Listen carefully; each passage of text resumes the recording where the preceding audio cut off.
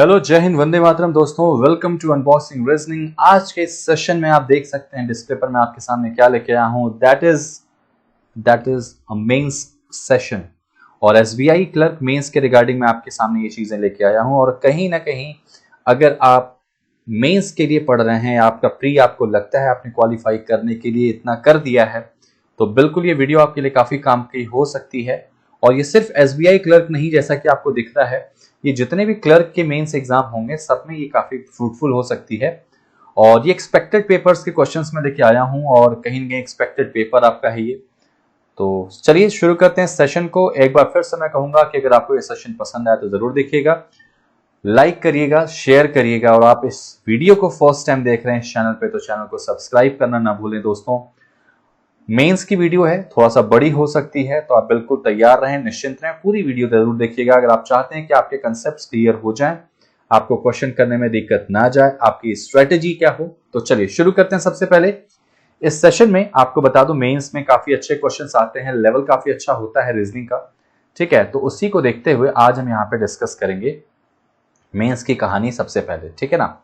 चलिए सबसे पहले आपके सामने इस डिस्प्ले पर आप देख सकते हैं, स्क्रीन पे आप देख सकते हैं, एक क्वेश्चन आया है जो कि मशीन इनपुट से बिलोंग करता है।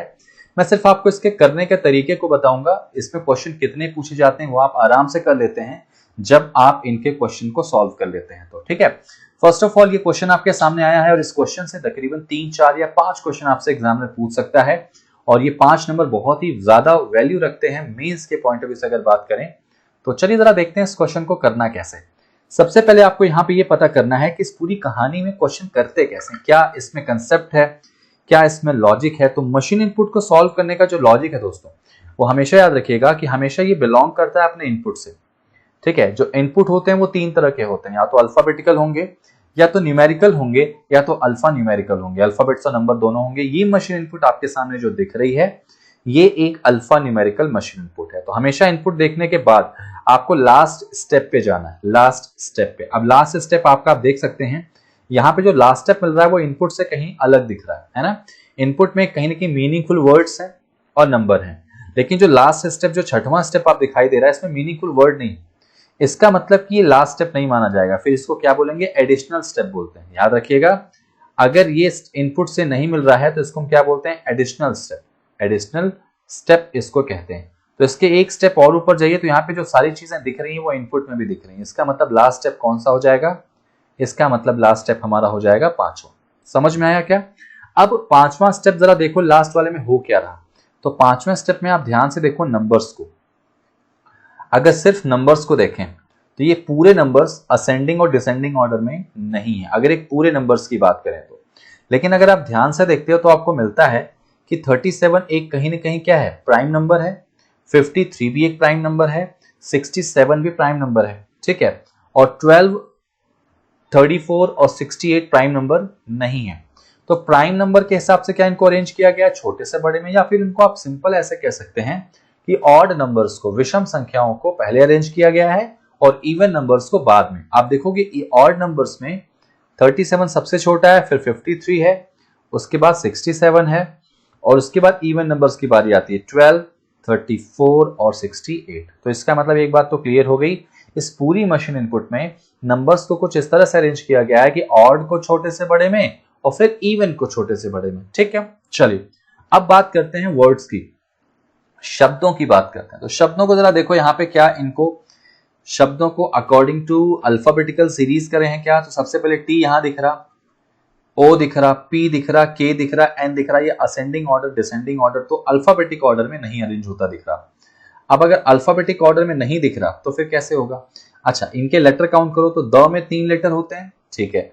ऑप्शंस में ज्यादा है, परमानेंट में ज्यादा है, लेकिन कीप में फिर से कम आ गया, तो यानी यहाँ पे इनको ऐसे भी अरेंज नहीं किया गया है। अब आपको जब कुछ ना मिले तो इनके लेटर काउंट कर लीजिए, ठीक है। इनके लेटर काउंट करिए जरा सा। तो द में कितने लेटर दिखाई दे रहे हैं आपको, 3 लेटर दिखाई दे रहे हैं। ऑप्शंस में 7 लेटर दिखाई दे रहे हैं। परमानेंट में 1, 2, 3, 4, 5, 6, 7, 8 और 9 लेटर दिखाई दे रहे हैं, ठीक है। 9 हो गया। कीप में कितने दिखाई दे रहे हैं, 4 हैं। नॉर्मल में 6 हैं और डॉटिंग में 8 हैं, ठीक है। तो आप नोटिस करो कि जो नंबर्स हैं, मैं इनको नीचे लिख दे रहा हूं यहाँ पे थोड़ा सा क्लियर करने के लिए। 3 नंबर है, लेटर को काउंट किया, 7 हो गया, 9 हो गया, 4, 6 और 8 हो गया। आपको कुछ समझ में आया क्या? जी हाँ, यानी लेटर्स को भी कह सकते हैं, वर्ड जो है, शब्द जो है, उस वर्ड के अंदर जो लेटर है, अगर वो लेटर ऑड है, अगर वो लेटर कैसे हैं बेटा, विषम है, तो उनको छोटे से बड़े में पहले अरेंज किया गया, और अगर उन वर्ड्स के लेटर को काउंट किया गया वो इवन है, तो उनको फिर छोटे से बड़े में अरेंज किया गया। तो मतलब कि लेटर और नंबर्स और वर्ड्स को भी ऑड इवन के फॉर्मेट में अरेंज किया गया। ठीक है, ये समझ में आ चुका है। अब जरा आ जाते हैं, देखो फर्स्ट स्टेप के बाद लास्ट स्टेप गए, इनपुट के बाद कहां जाएंगे? लास्ट स्टेप पे। इनपुट के बाद हम लास्ट स्टेप पे गए थे, लास्ट स्टेप हमको समझ में आ गया, तो उसके बाद सीधे कहां जाएंगे आप? फर्स्ट स्टेप पे, पहले स्टेप पे आएंगे कि पहले स्टेप पे एग्जामिनर ने क्या चेंज किया। तो जो चेंजेस होते हैं ना, या तो वो शुरू से होते हैं, या तो वो लास्ट से होते हैं, या तो वो दोनों तरफ से एक साथ होते हैं। तो शुरू में सबसे पहले यहाँ पे क्या दिख रहा है आपको? सबसे पहले यहाँ पे देखो, फर्स्ट स्टेप ये है ना आपका, हाँ, कीप दिख रहा के, और यहाँ पे दिख रहा 37। इसका मतलब यहाँ पे कुछ चेंजेस हुआ है। इसके अलावा देखो यहाँ पे टी है, और यहाँ पे क्या है? 67, यानी यहाँ भी चेंजेस हुआ है। एक साथ दो चीजें अरेंज कर रहा है सामने वाला, एक साथ दो चीजें अरेंज कर रहा। वो दो चीजें कौन कौन सी है? Number plus letter. अब जरा ध्यान से देखो, नंबर और लेटर की अगर बात करें तो सबसे पहले 37 रखा, सबसे छोटा ऑड नंबर, और सबसे पहले वर्ड कौन सा लिखा? THE, जिसमें कम से कम 3 लेटर हैं, मतलब 3 लेटर हैं जो कि विषम संख्या है। तो ऑड नंबर वाले लेटर को, ऑड नंबर वाले नंबर को सबसे पहले लिखा गया, ये देखिए, बाकी सब उतार दिया गया एज इट इज। अगला स्टेप देखेंगे, सेकंड स्टेप। सेकंड स्टेप में आप नोटिस करो तो शुरू में तो सब चीजें एज इट इज लिखी हैं, लास्ट में देखो चेंज हुआ है। लास्ट में 68 और डॉटिंग ये आ चुका है, 68 और डॉटिंग आया है। डॉटिंग में सबसे ज्यादा लेटर हैं 8 इवन वाले, और 68 सबसे बड़ा इवन नंबर। तो मतलब ये समझ में आ गया कि क्वेश्चन जो अरेंज किया गया वो कैसे किया गया। शुरू में लेफ्ट साइड में पहले ऑड नंबर को छोटे से बड़े में लिखा गया, और पीछे से इवन नंबर को। तो एक बार ऑड अरेंज हो रहा है, फिर अगले स्टेप में इवन, ऑड और फिर इवन। और इसमें हुआ क्या है? इसमें हुआ यह है कि आपको सबसे पहले क्या करना है? सबसे पहले क्या करना है? यहाँ पे लेटर के साथ, नंबर के साथ लेटर को भी अरेंज करना है। नंबर लेटर, फिर नंबर लेटर, पहले ऑड वाले को फिर इवन वाले को। यही पूरा इसमें चलता चला आ रहा है। ठीक है, तो चलिए आ जाते हैं क्वेश्चन पे। ये देखिए, हमको अरेंज करना है ये वाला। तो सबसे पहले इनपुट का फर्स्ट स्टेप देखते हैं।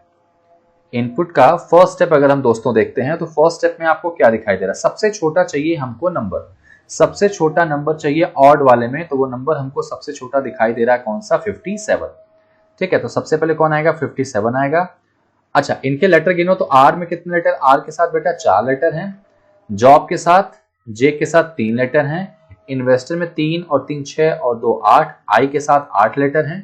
ठीक है, कैप्सस में 3 और 3 6 हैं, सी के साथ 6 हैं, अमंग में तुम्हारे कितने हैं? 3 2 5 हैं, तो ए के साथ 5 है, और एम्प्लॉयर्स 1 2 3 4 5 6 7 8 9, ई के साथ कितने बेटा हैं? 9 है। ठीक है ना, तो इस तरह से ये आपकी कहानी बन चुकी है। तो 57 के बाद अब हमारा सबसे छोटा वर्ड ऑड लेटर में कौन सा है? तो वो J3 है। तो यहां पे मैं लिख ले रहा हूं J3, J3 मतलब जॉब, बाकी सब उतार दो। ठीक है, आर राइस का R4 87 48, J3 तो हो गया, इन्वेस्टर का I8 शॉर्टकट में लिख दे रहा हूं उसको मैं, 57 हो चुका है।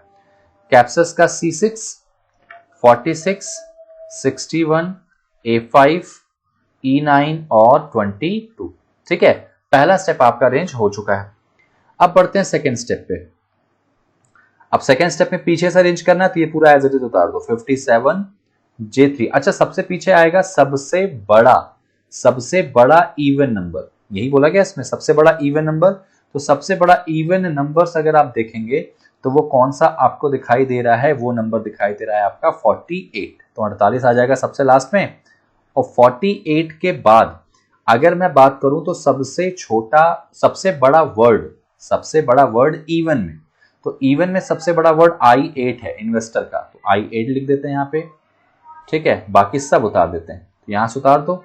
R4 87 48 जा चुका है, I8 जा चुका है, तो क्या बचा? C6 46 61 A5 E9 और 22।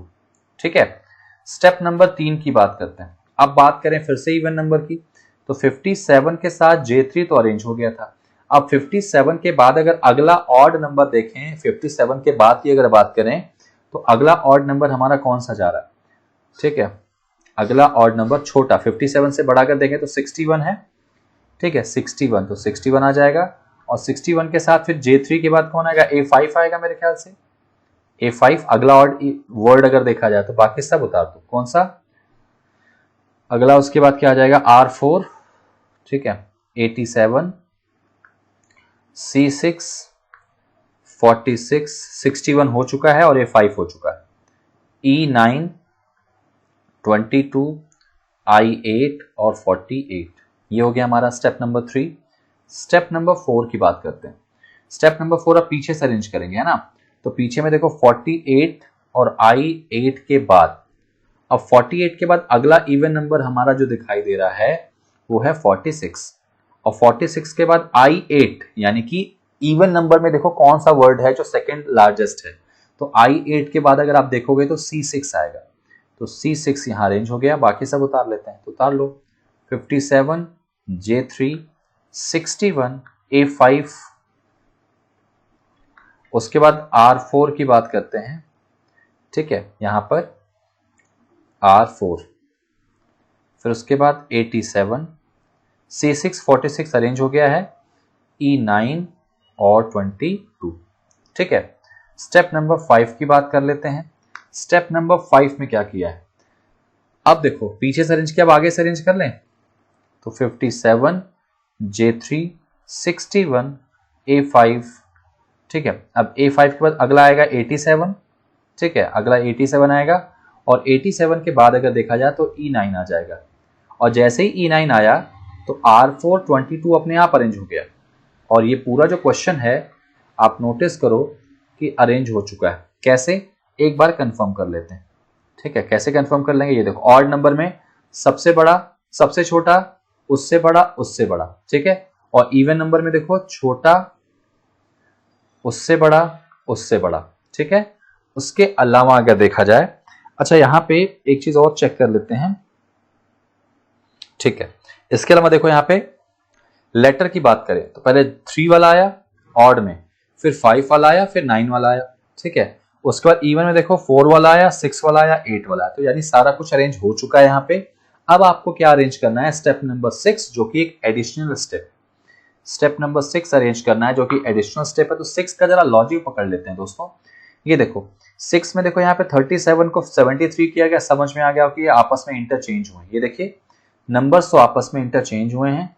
और अगर बात लेटर की करते हैं तो ध्यान से देखो, ये 3 लेटर है, यहाँ पे 3 लेटर है। तो अगर मैं यहाँ पे लिखता हूं सपोज THE द, इसको लिखता हूं मैं SGF, है ना? द को अगर SGF लिखूं तो देखो मैं यहां थोड़ा सा साफ साफ लिखता हूं, यहां लिख देता हूं मैं, अगर मैं साफ साफ THE था। ठीक है, इसको अगर SGF लिखूं तो मुझे क्या दिखाई दे रहा है? तो T में अगर हम एक पीछे जाते हैं तो S मिलता है, H में एक पीछे जाते हैं तो G मिलता है, लेकिन E में एक जाते हैं आगे तो F मिलता है। यानी एक बात तो हम यहां कह सकते हैं क्या, कि जो वॉवेल्स हैं, वॉवेल वाले लेटर में एक जोड़ा गया है और कॉन्सोनेंट वाले में क्या किया गया है? एक माइनस किया गया। यही लॉजिक लग रहा है इसमें, आप देख सकते हैं इसमें लॉजिक जो है वो यही लग रहा है। यहां पे देखो आप, ये N कॉन्सोनेंट है -1, O वॉवेल है +1, R कॉन्सोनेंट है -1, M कॉन्सोनेंट है -1, एक वॉवेल है +1। बस यही लॉजिक लग रहा, तो लगा दीजिए। वॉवेल में +1 हो रहा और कॉन्सोनेंट में तुम्हारा क्या हो रहा है? -1 हो रहा है। ठीक है, वॉवेल में +1, कॉन्सोनेंट में -1, पूरा क्वेश्चन सॉल्व हो चुका है। चलिए जरा चेक कर लेते हैं। देखिए यहां पर ये तो चेंज हो जाएगा तो क्या होगा? 75 हो जाएगा, पलट जाएगा। तो J3 मतलब क्या है? JOB, है ना? इसको मैं JOB अगर मान के चलूं तो देखो यहीं डायरेक्टली लिखते हैं। J में अगर हम क्या करेंगे? -1 करेंगे। ठीक है, तो यहाँ पे I हो जाएगा। O एक वॉवेल है, वॉवेल में +1 करेंगे तो O के बाद क्या आता है? P, और B एक कॉन्सोनेंट है तो -1 करेंगे, A आ जाएगा। तो IPA आ जाएगा फर्स्ट वाले का। ठीक है, ऐसे इसको क्या करेंगे आप? 16 कर देंगे। और A5 मतलब हमारा यहाँ पे कौन सा? देखो जरा अमंग है। तो अमंग में अगर हम क्या करते हैं, एक A जो है एक वॉवेल है, तो वॉवेल में क्या करेंगे? +1 करेंगे तो पहले B आ जाएगा, फिर m में -1 करेंगे l आ जाएगा, फिर o में +1 करेंगे, o के बाद क्या आता है p आता है, और n में -1 करेंगे तो n में -1 करेंगे तो m आ जाएगा, और g में अगर हम क्या करते हैं -1 करते हैं, ठीक है, g में अगर -1 करते हैं तो ठीक है f आ जाएगा, BLPMF, ठीक है। ऐसी 70 इसको करेंगे तो 78 हो जाएगा। तो ऐसे ही बाकी सारा अरेंज आप कर देंगे, समझ में आ गया होगा कैसे करना। उसके बाद आपको जो भी क्वेश्चन पूछा जाएगा उसका आंसर आप बता देंगे। जैसे यहाँ पे क्वेश्चन क्या पूछा फर्स्ट वाला, which of the following element is third to the right of the one which is second from the left hand of the final step. मतलब कि जो फाइनल स्टेप होगा यानी जो छठवां स्टेप हुआ है, इस छठवें स्टेप में लेफ्ट से सेकंड के राइट थर्ड, लेफ्ट से सेकंड के राइट थर्ड पे कौन सा आएगा। तो देखो लेफ्ट और राइट जाते हैं तो प्लस हो जाता है, तो 2 में 3 जोड़ो 5 हो जाएगा। 5 कहां से, अकॉर्डिंग टू फर्स्ट एलिमेंट, तो लेफ्ट से, तो लेफ्ट से पांचवा गिन लो। तो देखो 1 2 3 4 और ये पांचवा आ जाएगा कौन सा 78, जो कि ऑप्शन में हमको थर्ड ऑप्शन दिखाई दे रहा है। ठीक है, तो इस तरह से आप पूरा बना लेंगे। हालांकि इसको मैंने पूरा नहीं बनाया, तो इसको बना लीजिएगा, आपको समझ में आ चुका है। तो इस तरह से आपके तकरीबन 3 4 या 5 क्वेश्चन सामने वाला पूछेगा और आपको आसानी से उनके आंसर्स देने हैं। तो मशीन इनपुट को कैसे पकड़ते हैं समझ में आ गया। पहले इनपुट पे जाएंगे, फिर लास्ट स्टेप पे जाएंगे। लास्ट स्टेप अगर मान लीजिए समझ नहीं आता तो सीधे फर्स्ट स्टेप पे आइए, तो जो वहां पे फर्स्ट स्टेप में होगा वही आपके इनपुट में फर्स्ट स्टेप में अप्लाई हो जाएगा। समझ में आया आप लोगों को। चलिए बढ़ते हैं अगले क्वेश्चन पे। जैसे ये क्वेश्चन आपका सब दिया गया सर, इसमें देखिए एक और क्वेश्चन इसमें दिया गया है कि विच of the following step element, ये वाला जो आपका है ये आपका कौन से, ये जो ऑर्डर दिया गया कौन से स्टेप में पाया जाएगा। तो ऐसे वाले जो हैं डेफिनेटली लास्ट स्टेप में दिखाई दे रहे थे, ठीक है, ऐसे वाले तो आप यहाँ पे चेक कर लेंगे, लास्ट स्टेप में आप चेक कर लेंगे। अगर आपको ऐसा मिलता है तो आंसर टिक करेंगे, अगर नहीं मिलता है तो आप क्या कहेंगे इसका, नो सच स्टेप। ठीक है, तो आप बना के एक बार चेक कर लीजिएगा। आई विश आपको समझ में आ गया है। ठीक है, चलिए आगे बढ़ते हैं। इसमें इसी तरह से आपका ये वाला क्वेश्चन पूछा गया है। ठीक है, आप देख सकते हैं ये वाला क्वेश्चन भी इसी तरह से पूछा गया है। तो इससे आप तकरीबन 5 क्वेश्चन तक पूछे जाते हैं। जैसे स्टेप नंबर 3 में क्या बोला गया, स्टेप 3 में लेफ्ट से सेकंड, स्टेप 3 में लेफ्ट से सेकंड, और स्टेप 1 में राइट से फर्स्ट, स्टेप 1 में राइट से फर्स्ट जो नंबर आएगा उनका मल्टीपल कितना होगा, या उनका मल्टीप्लाई करने पे उनका प्रोडक्ट कितना आएगा। ठीक है ना, तो बस ये कर तो स्टेप, अब यहाँ पे आप इसको तो बनाए हो। ठीक है, स्टेप कौन सा वाला स्टेप बोला गया था एक बार चेक कर लेंगे। स्टेप 3 में लेफ्ट से दूसरा, अब स्टेप 3 ये वाला दिख रहा, लेफ्ट से 1 2 और तीसरा कौन सा आ रहा, 61 आ जा रहा। ठीक है, लेफ्ट से थर्ड बोला गया ना, थर्ड बोला गया, लेफ्ट से थर्ड कौन आ गया, 61 आ चुका है। और स्टेप 1 में राइट से पहला, अब स्टेप 1 में राइट से पहला कौन है, 22 है। ठीक है, 22 है, इनका मल्टीप्लाई कर दीजिए तो 61 माइनस 22 करेंगे कितना आ जाएगा, 2 1 जा 2, 2 6 जा 12 और 2 1 जा 2, 2 6 जा 12, कितना आ जाएगा 2 4 3 13 42, जो कि ऑप्शन कौन सा दिख रहा है आपका, फर्स्ट ऑप्शन दिखाई दे रहा है। तो मतलब इसमें जितने भी क्वेश्चन आप पूछे जाएंगे वो आसानी से बना लोगे, और एक दो नहीं तकरीबन 5 क्वेश्चन आपको पूछे जाते हैं। ठीक है, जैसे ये क्वेश्चन आप इसको ट्राई कीजिएगा। ठीक है, ट्राई कीजिएगा, सारे क्वेश्चंस मैं आपको दिखा दे रहा हूं, यहाँ पे इसको ट्राई जरूर कीजिएगा। ठीक है ना, इस क्वेश्चन को ट्राई कीजिएगा। चलिए बढ़ते हैं आगे कहानी को, अगली कहानी को लेकर चलते हैं जरा सा। इसका आंसर आप कमेंट बॉक्स में दीजिएगा। ये क्वेश्चन आपके सामने बिल्कुल आ सकता है, कोडिंग डिकोडिंग का एक नया पैटर्न है। नया पैटर्न आप पढ़ा भी होगा आपने, काफी ज्यादा चर्चित है। 2018-19 में पहली बार इंट्रोड्यूस हुए थे ऐसे क्वेश्चंस। ठीक है ना, अब इसमें मैं क्वेश्चन क्या पूछा गया वो नहीं बता रहा, डायरेक्टली इसको सॉल्व करके दिखाता हूं तरीका। कभी भी ऐसे क्वेश्चन आपके सामने आ जाए ना, तो सबसे पहली चीज क्या करना है, आपको इनके लेटर काउंट करना है। तो गिनो जरा कितने इसमें, 1 2 3 4 5 6 और 7, इसमें कितने लेटर हैं, 7 लेटर दिखाई दे रहे हैं। ठीक है, इकोनॉमी में अगर आप गिनो, इकोनॉमी में कितने लेटर हैं, तो यहाँ पे 3 3 6 और 1 7 है। ठीक है, रिकवर्ड में 2 2 4 2 6 2 8 और 1 9 है। ठीक है, तो नंबर्स क्या क्या मिल गया, 7 7 9। ठीक है, और ऐसा नहीं सबका करना है, सिर्फ फर्स्ट वाले का करिए, 7 7 9। अब जब आप देख रहे हैं तो 7 7 9 है, तो यहाँ पे क्या दिख रहा है नंबर्स, 9 9 11। तो पहले नंबर को नंबर से रिलेट करेंगे। यहाँ पे 2 7, यहाँ पे 2 9, तो इसका मतलब क्या ऐसा हुआ है क्या, +2 +2 +2 चल रहा है। यही देखो बाकियों में हो रहा है क्या, तो जरा इसको चेक कर लो इकोनॉमिस्ट।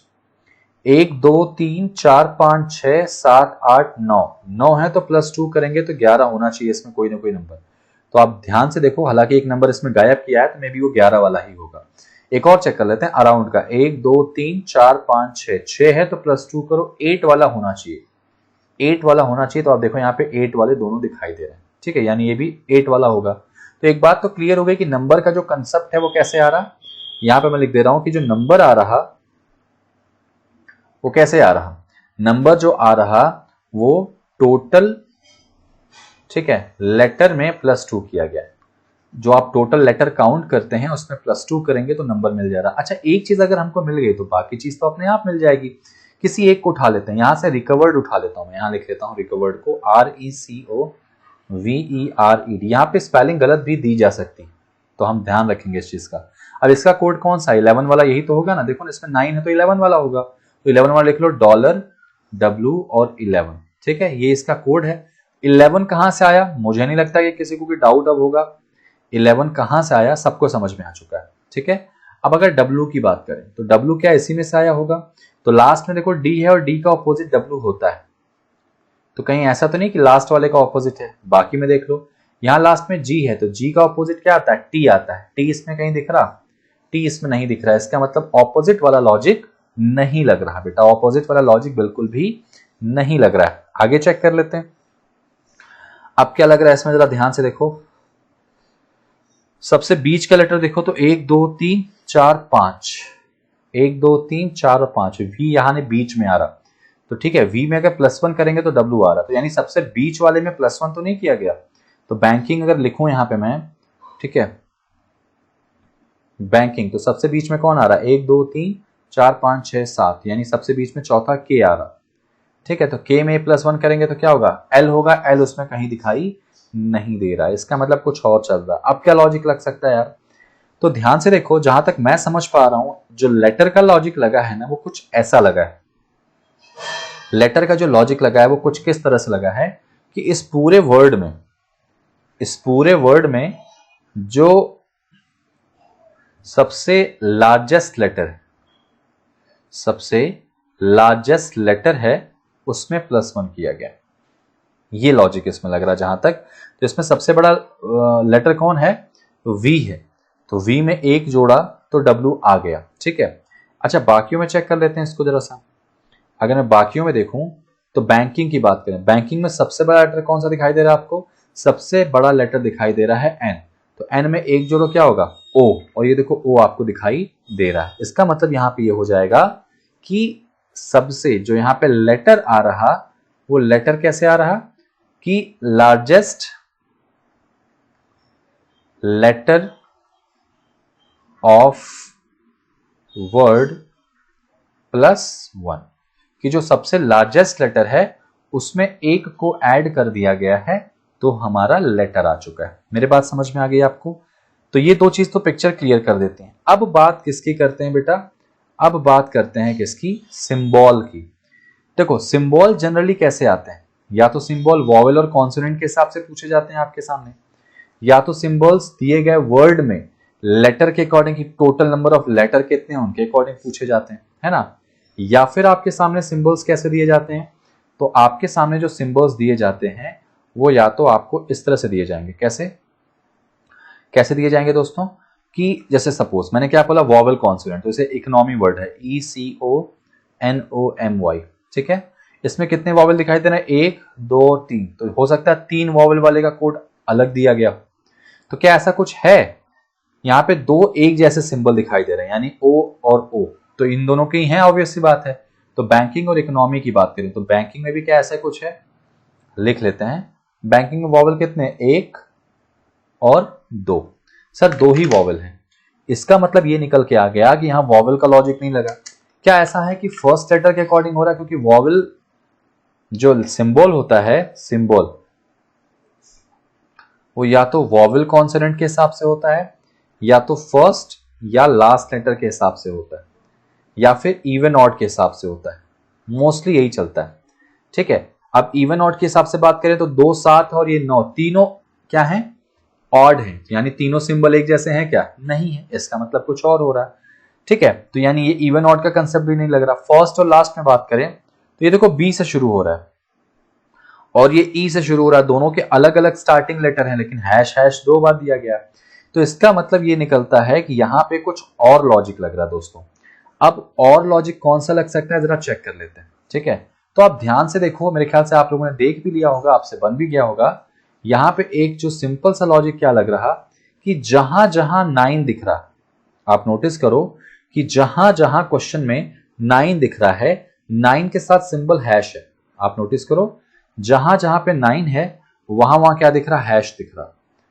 जहां जहां 11 है वहां वहां डॉलर दिख रहा। आप देखो ध्यान से, 11 के साथ डॉलर, तो मतलब पिक्चर तो क्लियर हो गई कि 11 का कोड यहाँ पे डायरेक्टली डॉलर मान लेंगे, 9 का कोड यहाँ पे क्या मान लेंगे, हैश मान लेंगे, 8 का कोड क्या मान लेंगे, @ मान लेंगे। ठीक है, सॉरी @ मान लेंगे। ऐसे ही 13 का कोड क्या मान लेंगे, परसेंटेज मान लेंगे, है ना। तो इस तरह से इनके कोड आपको गिवन है। अब आपसे कुछ भी पूछा जाए, जैसे आप ये देखो 1 लिखा है, तो आपको बताना है कि इस 1 की जगह पे कौन सा वर्ड आएगा, कौन सा शब्द आएगा, तो वो ऑप्शन के अकॉर्डिंग आप चेक कर लेना। आपको पता है कि कौन सी चीज कैसे बन के आ रही है। तो देखो, मैंने नंबर बता दिया, मैंने लेटर बता दिया और सिंबल्स का बता दिया। और नंबर जो होंगे, जैसे सिंबल्स के एग्जांपल बात ले लूं मैं, एक क्वेश्चन आपके सामने पूछ दिया गया, सपोज रीजनिंग ले लेते हैं, REASONING, इसका आंसर क्या आएगा। अगर रीजनिंग के लेटर्स को काउंट करें तो 2, 2 4, 2 6, 2 8 और 1 9 है। तो 9 में 2 जोड़ो, कितना आ जाएगा, 11। अगर 11 आ गया तो 11 का सिंबल क्या इसमें है, डॉलर है, तो सबसे पहले डॉलर आ जाएगा। और बीच में सबसे बड़ा लेटर कौन सा इसमें दिखाई दे रहा है, तो इसमें सबसे बड़ा जो लेटर दिखाई दे रहा है दैट इज एस। तो एस में क्या करना है, 1 जोड़ना है। ठीक है, तो यहाँ पे ये बीच में एस में +1 करोगे तो क्या आ जाएगा, टी आ जाएगा। तो आंसर क्या आएगा, $T11। ठीक है ना। तो आपके सामने जो क्वेश्चन दिया जाएगा वो ऐसे ही दिया जाएगा। जैसे यहाँ पे देखो 2 दिया है, पूछ सकता है कि इस 2 की जगह पे क्या कोड आएगा। अब जैसे इनमें से किसी एक का कोड पूछ दे, ये तो आप निकाल सकते हो। आंसर का 1 2 3 4 5 6, 6 में 2 जोड़ा 8 वाला दिख रहा, अराउंड में 3 और 3 6, तो 8 दिख रहा। इसका मतलब तीसरे का निकालना, इकोनॉमिस्ट का। तो चलो इकोनॉमिस्ट का निकाल देते हैं। आप ऑप्शन ना भी हो तो भी निकाल सकते हो, इकोनॉमिस्ट का कोड आप निकाल सकते हो। निकालिए जरा इकोनॉमिक्स का कोड। ठीक है, इकोनॉमिस्ट का कोड क्या हो जाएगा, निकाल के देखते हैं। ठीक है, इसमें टोटल कितने बेटा, 1 2 3 4 5 6 7 8 9, 9 मतलब 11 हो गया, 11 मतलब डॉलर हो गया। सबसे बड़ा लेटर जो इसमें आपको दिखाई दे रहा है वो एस है, तो एस में एक और जोड़ देंगे तो क्या आ जाएगा, सॉरी सबसे बड़ा लेटर टी है, तो टी में एक और जोड़ देंगे तो क्या होगा, यू हो जाएगा। तो आंसर आएगा $U11। अब ये ऑप्शन में आपका जहां मिल जाए तो इस 2 की जगह पे क्या आ जाएगा, $U11 आ जाएगा। ऑप्शन में आपको मौजूद होगा, जिसका आंसर आप आसानी से दे सकते हैं। समझ में आ गया आपको। तो ये क्वेश्चन जो है, इनसे भी तकरीबन 5 क्वेश्चन आपसे पूछे जा सकते हैं। चलिए इस क्वेश्चन को देखते हैं जरा सा। ये क्वेश्चन आपके सामने आ चुका है और ये क्वेश्चन डेटा सफिशिएंसी का है। डेटा सफिशिएंसी एक ऐसा टॉपिक है जिसमें आपके सामने कोई भी क्वेश्चन किसी भी टॉपिक से दे सकते हैं और उस क्वेश्चन के रिगार्डिंग आपको 2 या 3 या 4 स्टेटमेंट दिए जाता है। मेंस लेवल पे 3 या 4 स्टेटमेंट दिए जाते हैं, जैसे कि आप यहाँ देख सकते हैं 3 है, और आपको बताना कि उन स्टेटमेंट्स में से कौन से स्टेटमेंट की हेल्प से इस क्वेश्चन का आंसर आ सकता है। क्या आंसर आएगा उससे फर्क नहीं पड़ता, आंसर आ सकता है, that is your question. Okay, options आपके सामने दिख रहे होंगे। यहाँ पे देखिए पहला ऑप्शन है कि फर्स्ट और सेकंड को एक साथ मर्ज करने पे आ जाएगा। ठीक है, ऐसे बाकी सारे ऑप्शंस आपके सामने दिए गए, तो आपको बस इनको लेके सॉल्व करना। तो जरा सॉल्व करते हैं। क्वेश्चन क्या बोला गया दोस्तों, क्वेश्चन आपके सामने यहाँ पे बोला गया है कि एक वर्ड बनाना है, 8 लेटर्स उसके अंदर होना चाहिए, उस 8 अक्षर में 4 वॉवेल 4 कॉन्सोनेंट होने चाहिए, और अगर ऐसा कोई मीनिंगफुल वर्ड आता है तो उस वर्ड का राइट से 4th एलिमेंट क्या होगा, 4th लेटर क्या होगा एक्चुअली। ये आंसर निकालने के लिए 3 स्टेटमेंट दिए गए हैं। तो पहले मैं अकॉर्डिंग टू फर्स्ट और सेकंड चेक करता हूं। तो फर्स्ट और सेकंड को अगर मैं लेके चलूं दोस्तों, तो फर्स्ट में कहता है कि आई सी के लेफ्ट में, ठीक है, सॉरी सी जो है वो आई के लेफ्ट में है। लेफ्ट मतलब तुरंत लेफ्ट भी हो सकता है और कहीं भी हो सकता है। ठीक है, ये हो गया। क्यू आर के लेफ्ट में थर्ड है। ठीक है, क्यू जो है वो आर के लेफ्ट में थर्ड है, तो इसको अलग से बनाते हैं। आर के लेफ्ट 1 2 और 3 पे कौन आ गया, क्यू आ चुका है, लेफ्ट बोला गया। आगे देखो क्या बोला गया, क्यू ए और आई के ठीक बीच में है ना, ठीक बीच में है। तो क्यू ए और आई के ठीक बीच में मतलब कि कहीं भी हो सकता है, आई इधर भी हो सकता है, यहाँ ए भी हो सकता है, ठीक है, या आई भी हो सकता है। ओके, तो फर्स्ट हो गया। इंडिविजुअली से तो बनेगा नहीं, क्योंकि ऑप्शन में कहीं ऐसा नहीं बोला गया कि केवल पहले से या केवल दूसरे से, है ना, तो किसी ने किसी को लेके चलना है। तो आगे बढ़ते हैं, सेकंड को मर्ज कर लेते हैं। फर्स्ट बना लिया, अब सेकंड को भी इसी में मर्ज करके देखते हैं क्या आंसर निकल के आता है। सेकंड क्या बोला गया, आर डी के लेफ्ट में सेकंड पे, ठीक है, डी के लेफ्ट सेकंड पे आर है तो डी इधर कहीं आ जाएगा, डी के लेफ्ट सेकंड पे कौन हो जाएगा, आर। ए यू के ठीक लेफ्ट में, अब ए का मुझे भी पता नहीं है, अलग से लिख लेते हैं कि यू के ठीक लेफ्ट में कौन है, ए, ओके। और उसके बाद क्या बोला गया, सी और आर के बीच में 3 ही लेटर होने चाहिए। देखो ये नीचे में बनाता हूं यहां पे, Q dash dash R dash D. अब देखो आर और सी के बीच में कितने लेटर होने चाहिए, यहां पे बोला गया इसमें ओनली 3। तो अगर मैं चाहूं तो सी को यहां बना सकता हूं इधर पे, तो 1 2 और 3 हो गए। जरा गिनो कितने हो गए यहाँ पे, 1 2 3 4 5 6 7 8 हो गए। ये तो ठीक है, लेकिन यहाँ पे एक बात बोली गई है क्या कि सी जो है वो आई के लेफ्ट में होगा, तो आई इधर आ जाएगा तो 9 लोग हो जाएंगे। इसका मतलब एक बात तो तय हो गई, एक बात क्या तय हो गई कि जो सी है वो इधर नहीं होगा, सी कहाँ होगा, इस साइड होगा, आर के लेफ्ट साइड में होगा, ठीक है। तो सी और आर के बीच में 3 होंगे, तो 1 2 3 छोड़ा तो यहाँ पे कौन आ गया, सी आ चुका है, डन। और सी आई के लेफ्ट में होना चाहिए, तो इसका मतलब अगर मैं आई को यहां रखता हूं तो आई के लेफ्ट में सी तो हो गया, लेकिन ये बात सेटिस्फाई फिर नहीं होगी ना, क्योंकि क्यू आई और ए के ठीक बीच में है। तो अगर यहाँ पे आई करूंगा तो तुरंत यहाँ ए नहीं आ पाएगा, मतलब आई यहां कहीं होगा, तो ए इधर कहीं हो जाएगा। और अगर ए यहां करता हूं तो देखो ए और आई के ठीक बीच में क्यू आ गया, भाई 2 इधर से 2 इधर से, लेकिन फिर वो लाइन गड़बड़ हो जाएगी ना, कौन सी, कि ए जो है वो यू के जस्ट लेफ्ट में, तो वो चीज यहां सेटिस्फाई नहीं हो रहा है। तो इसका मतलब ये हो गया कि पहले और दूसरे से आंसर आना मुश्किल है, पहले और दूसरे से आंसर नहीं आ सकता बेटा, ठीक है। अगर पहले दूसरे से नहीं आ सकता तो फर्स्ट और थर्ड को चेक कर लेते हैं, फर्स्ट और थर्ड को। तो फर्स्ट को फिर से एक बार बना लेते हैं कि आई सी के लेफ्ट में, ठीक है, सी आई के लेफ्ट में है, यहां लिख लेते हैं सी आई के लेफ्ट में है, क्यू आर के लेफ्ट में थर्ड है, ठीक है। तो आर के लेफ्ट 1 2 और थर्ड पे कौन आ गया, क्यू। आगे बोला गया क्यू ए और आई के ठीक बीच में है, तो क्यू ए और आई के ठीक बीच में इनकी पोजीशंस बेटा चेंज हो सकती, ठीक है। आगे देखते हैं थर्ड पे, ये फर्स्ट हो गया, यहां तक डन हो गया फर्स्ट, सेकंड को छोड़ना क्योंकि फर्स्ट सेकंड से नहीं बना था। तो यू ई के लेफ्ट में नहीं है, अगल बगल नहीं है ऐसा बोला गया, तो यू और ई अगल बगल नहीं बैठेंगे, ठीक है। ई डी के लेफ्ट और आर के राइट में, आर के राइट में ई है, आर के राइट में ई है, और यही जो यू है ई जो है वो डी के लेफ्ट में है और आर के राइट में। तो डी अगर यहां मैं करता हूं तो डी के लेफ्ट में हो गया, आर के राइट में हो गया। कितने लोग बैठ चुके हैं, 1 2 3 4 5 और 6 लोग बैठ चुके हैं, ठीक है। अब यहां पे ध्यान से देखो, ये नीचे की लाइन में आगे बढ़ते हैं, तो आई और ए के बीच में 3 लेटर होने चाहिए, आई और ए के बीच में 3 लेटर होने चाहिए, ठीक है। ये देखो आई और ए क्यू के क्या होंगे, पड़ोसी भी होना चाहिए, तो आई और ए के बीच में 3 लेटर होंगे। देखो ध्यान से समझना कि आई को मुझे इधर ही रखना पड़ेगा, आई को अगर मैं यहां रखता हूं, क्योंकि आई के लेफ्ट में मुझे सी को भी बिठाना है, अगर आई इधर रख दूंगा तो सी इधर कहीं रखूंगा तो ज्यादा लोग हो जाएंगे, ठीक है ना। तो अगर मैं आई को यहां रखता हूं, तो अगर मैं आई को यहां रखता हूं, सपोज अगर मान लीजिए आई यहां रखा, तो 1 2 और 3 छोड़ के यहां कौन आ जाएगा, ए आ जाएगा। तो आई और ए के बीच में क्यू आ गया एग्जैक्टली, 2 इधर से 2 इधर से, ये भी कंडीशन सेटिस्फाई हो गई। और आगे बढ़ते हैं, आगे इसमें क्या बढ़ते हैं, तो 3 अक्षर हो गए। अब जरा ध्यान से देखो, ये वाली लाइन मैंने सेटिस्फाई कर दी है, ये लाइन मैंने सेटिस्फाई कर दी है, क्यू यू के बगल में ई तो वैसे भी नहीं आ पाएगा, ये भी लाइन सेटिस्फाई हो चुकी है।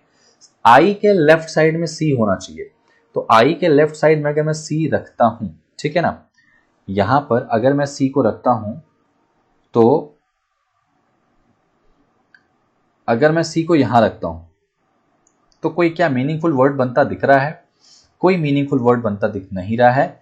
इसका मतलब ये हो जाएगा कि जो सी है वो यहां ना आके सी ए के बगल में आ जाएगा, और अगर सी ए के बगल में आया तो जो यू की बात की गई है, यू ई के बगल में नहीं आएगा, तो यू यहां आ जाएगा फिर। और जैसे ही यहां पे यू आएगा तो एक वर्ड बनता दिख रहा है, दैट इज एक्वायर्ड, है ना, A C Q U I R E D, ये वर्ड बन के आ गया। क्या इसमें 4 वॉवल 4 कॉन्सोनेंट हैं, तो मैं इसको हाईलाइट कर लेता हूं बेटा, आप नोटिस करो। तो ए एक वॉवल है, ठीक है, एक वॉवल कौन सा तुम्हारा है, ए है, दूसरा वॉवल तुम्हारा यू है, तीसरा आई है, चौथा ई है। तो 4 वॉवल और 4 कॉन्सोनेंट हो गए। तो राइट से 1 2 3 4 यानी कौन सा लेटर आ जाएगा, आई आ जाएगा। तो इस क्वेश्चन का आंसर आई होगा, और ये आंसर लाने के लिए मुझे किन किन स्टेटमेंट की जरूरत पड़ी बेटा, फर्स्ट और थर्ड की जरूरत पड़ गई, फर्स्ट और थर्ड की जरूरत पड़ गई है। तो इसलिए इसका आंसर क्या आएगा, ऑप्शन नंबर कौन सा बेटा, फिफ्थ वाला आ जाएगा।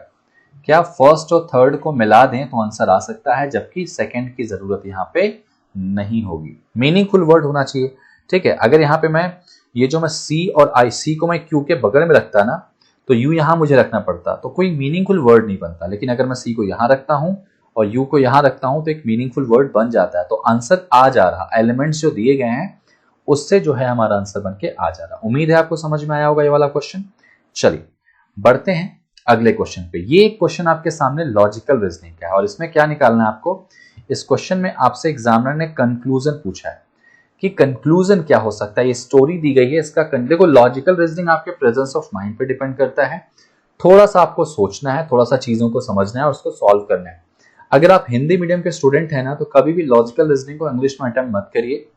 अगर आप इंग्लिश मीडियम के हैं, आपको हिंदी में कंफर्टेबल नहीं है, तभी आप इंग्लिश में करिए। अदरवाइज इनको हिंदी में करो, ज्यादा क्लियरली समझ में आती है। जैसे आप न्यूज वगैरह पढ़ते हो, आप हैबिचुअल हो तो दैनिक भास्कर वगैरह या कोई दैनिक जागरण या कोई भी आप न्यूज़पेपर, हिंदी न्यूज़पेपर पढ़ते हो तो कंफर्टेबल हो आप उनको सॉल्व करने में, उनके लैंग्वेज को समझने में। अगर आप द हिंदू पढ़ते हैं, द टाइम्स ऑफ इंडिया पढ़ते हैं तो आप इंग्लिश में करिए, ये सेंटेंस इंग्लिश में आपको अच्छे से कंक्लूड करके दे देगा। फिलहाल मैं आपको करके बताता हूं। यहां पे क्या बोला गया, the water minister said that the river is the most polluted. ठीक है, क्वेश्चन को समझते हैं पहले, उसके बाद सॉल्व करेंगे। The river is the most polluted in the district having the shortest stretch of 80 kilometre.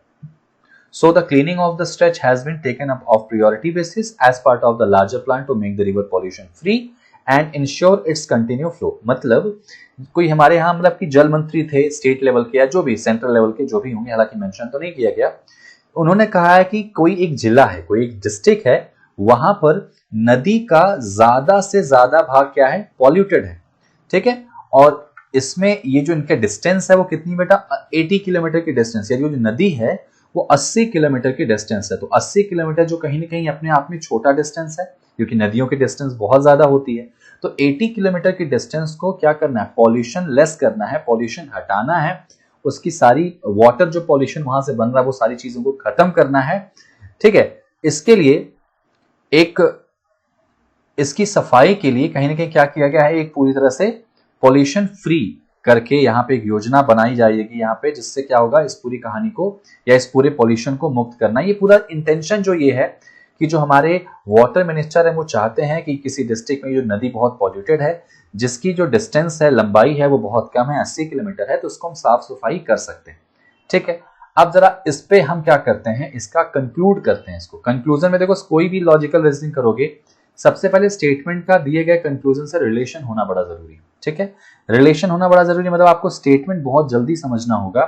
ठीक है, स्टेटमेंट में साफ साफ बोला गया है कि कोई मिनिस्टर है जो नदी के किसी डिस्ट्रिक्ट में नदी को साफ करने की बात कर रहा है। नदी की जो लंबाई है बहुत ज्यादा नहीं है, बहुत कम डिस्टेंस है, तो वहां पे सॉल्यूशन इसका निकाला जा सकता है, मतलब इसको साफ सफाई की जा सकती है। ठीक है ना। अब जरा ध्यान से देखें, फर्स्ट वाले में क्या उसी नदी के बारे में बात की गई, तो रिलेशन तो है, फर्स्ट वाले में रिलेशन है। सेकेंड वाले में क्या बोला गया, यहां पे कम दिलचस्पी, मतलब कि वहीं पे सफाई करवाना है, बाकी जगह सरकार की कम दिलचस्पी है। ठीक है ना, यानी कि और जहां पे कम कम डिस्टेंस में नदी पॉल्यूटेड है वहां पे सरकार को इंटरेस्टेड नहीं। तो कभी भी गवर्नमेंट के अगेंस्ट अगर कोई बात जाती है ना, तो वो याद रखना, वो तो डायरेक्टली क्या होती है, गलत होती है। गवर्नमेंट के अगेंस्ट हम नहीं जा सकते, क्योंकि गवर्नमेंट अगर कोई डिसीजन लेती है तो कहीं ना कहीं वो हमारे बेनिफिट के लिए लेती है। वो किसी तरह का डिसीजन हो सकता है कि उसमें से कई लोग हैं उनको चीजें पसंद ना है तो लोग प्रोटेस्ट भी करते हैं, लेकिन मोस्टली गवर्नमेंट कोई भी बड़ा डिसीजन लेती है तो आम जनता के हित में लेती है। तो इंटरेस्टेड नहीं है, ये गवर्नमेंट के अगेंस्ट बात बोलेगी, नेगेटिविटी दिखाई गई तो गलत हो जाएगा। थर्ड में देखो, यहां पे बात वही है, रिलेशन साफ साफ दिख रहा है इसमें। ठीक है, लेकिन यहां पे भी क्या बोला गया, वाटर मिनिस्टर को पूरी जानकारी नहीं है, यानी अगर उस लेवल पे उन्होंने मिनिस्टर बनाया गया है, मिनिस्ट्री उनको दी गई है, तो बिना नॉलेज के, बिना जानकारियों के उनको वाटर मिनिस्टर नहीं बनाया जा सकता। तो ये भी कहीं ना कहीं एक नेगेटिव स्टेटमेंट बोला गया है, अगेंस्ट द नेगेटिव कंक्लूजन है अगेंस्ट द स्टेटमेंट। तो ये भी क्या होगा, बिल्कुल गलत हो जाएगा। कभी भी याद रखना, स्टेटमेंट के अगेंस्ट जाके बात नहीं करेंगे, या स्टेटमेंट में गवर्नमेंट के रिलेटेड अगर कोई बात बोली गई है तो गवर्नमेंट को कभी भी डाउन नहीं करना है, हमको गवर्नमेंट के अगेंस्ट नहीं जाना है, गवर्नमेंट के खिलाफ नेगेटिविटी नहीं दिखानी। ठीक है, ये भी गलत हो जाएगा। अच्छा, उसके बाद क्या बोला गया, फोर्थ वाला कि सबसे ज्यादा, यहाँ पे बोला गया cleaning the most polluted stretch makes the river pollution free, कि सबसे प्रदूषित जो भाग है उसकी सफाई से नदी प्रदूषण मुक्त हो जाती है। ये एक डेफिनेट डेटा दिया गया, ठीक है। कैसा देखा दिया गया बेटा, डेफिनेट डेटा दिया गया है कि ऐसा कर देने से ऐसा हो जाता है। ये जरूरी नहीं है, ये बिल्कुल भी जरूरी नहीं। मैं कहता हूं अगर दिवाली आती है, आप घरों की सफाई करते हो, आप पूरा घर साफ कर दिया, बहुत अच्छे से साफ कर दिया, तो पूरा घर साफ हो जाता है, लेकिन साफ ही रहता है। हो सकता है कहीं ऐसी जगह हो जहां गंदगी छुपी हो, आप ना पहुंच पाए हो, या आपने बहुत शिद्दत से किया लेकिन फिर भी थोड़ा बहुत रह गई हो चीजें, तो ये प्रॉपर कंक्लूजन नहीं दे पा रहा है। इस वजह से ये फोर्थ वाला भी क्या होगा, रॉन्ग हो जाएगा। फर्स्ट वाला एक बार जरा पढ़ देते हैं, फर्स्ट हमने पढ़ा नहीं था। The river with the longer path which are less polluted are to be clean later, ठीक है, कि नदी में लंबे प्रसार जो कम प्रदूषित है उन्हें बाद में साफ किया जाना चाहिए।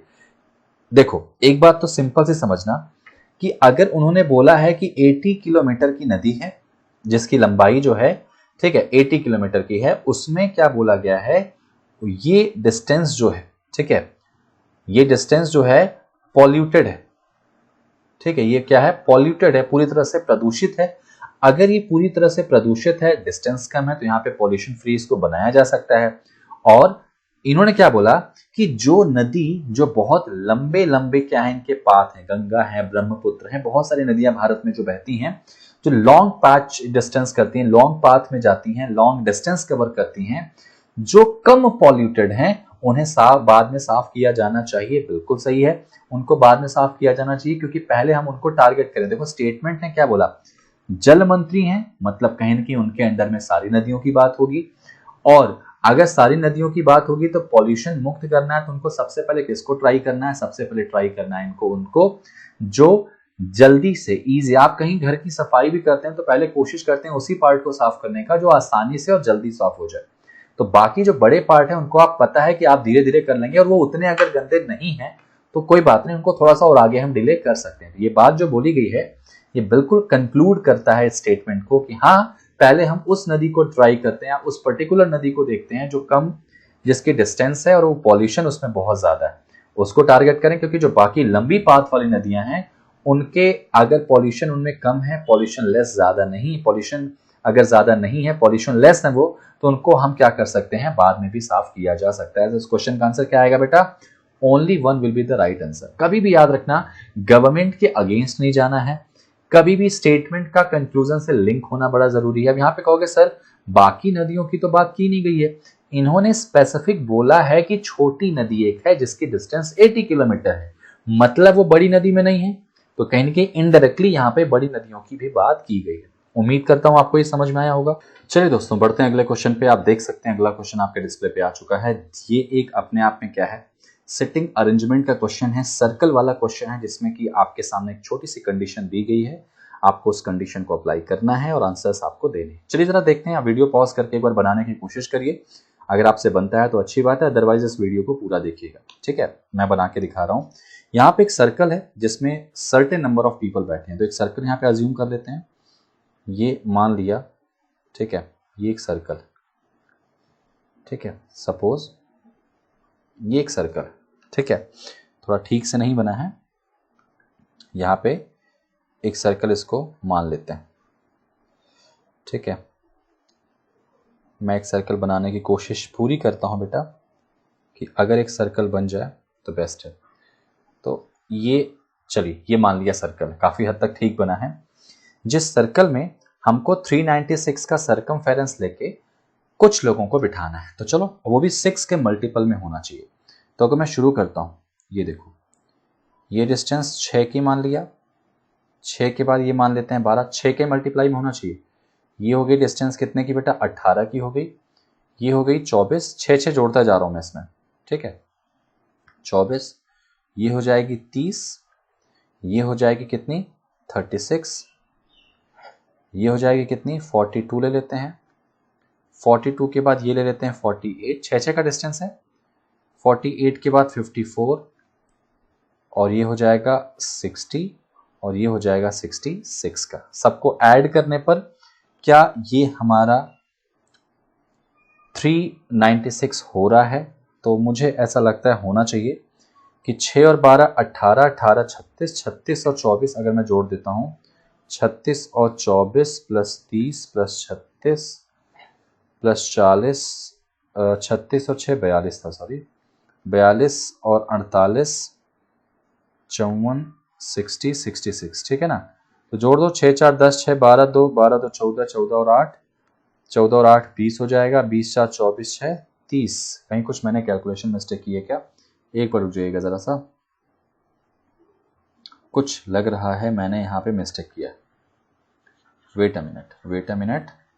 ठीक है, मुझे लग रहा है कि इनको ऐड करेंगे तो मुझे मिल जाएगा 396 का हो जाएगा यहाँ पे। 6 12 18 24 36 36 42 48 54 60 और 66, ठीक है। 6 4 10 8 18 2 20 6 26 4 30 और 30 और 8 38 38 2 40 6 46, 46 का 6 आ जाएगा, 4 कैरी, तो 4 और 1 5 6 7 8 9 10 11 12 13 14 15 16 17 18 4 22 5 27 27 और 6 33 33 और 3 36, 33 और 6 39, 396 मेरा सरकमफेरेंस आ रहा है। इसका मतलब ये बिल्कुल सही है, ठीक है। अगर ये सही है तो मतलब कि 11 लोग जो हैं इस लाइन में हमको बिठाने। कितने बिठाने बेटा? 11 के 11 लोग बिठाने यहाँ पे। चलिए आगे बढ़ते हैं जरा सा, अगर आगे बढ़ें तो ठीक है।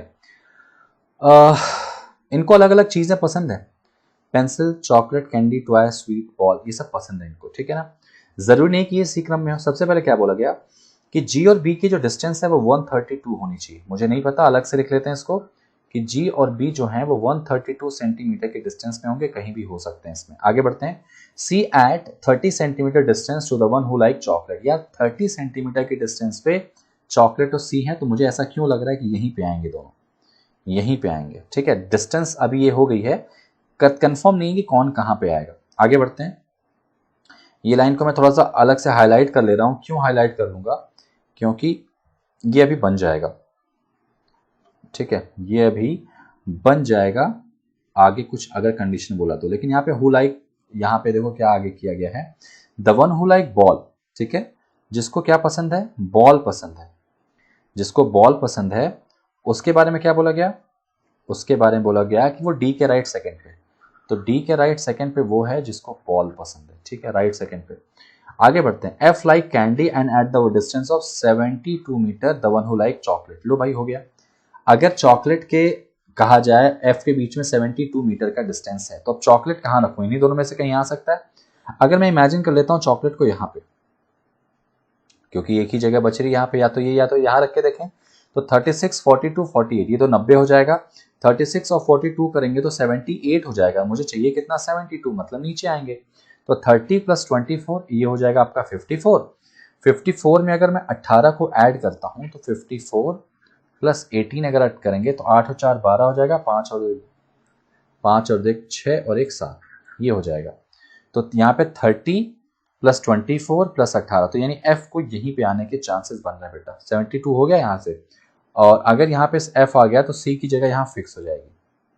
क्योंकि अगर चॉकलेट को यहाँ रखेंगे तो 24 18 12 और 6 जोड़ोगे तो 72 नहीं होगा, 72 हमको करना है, ठीक है ना।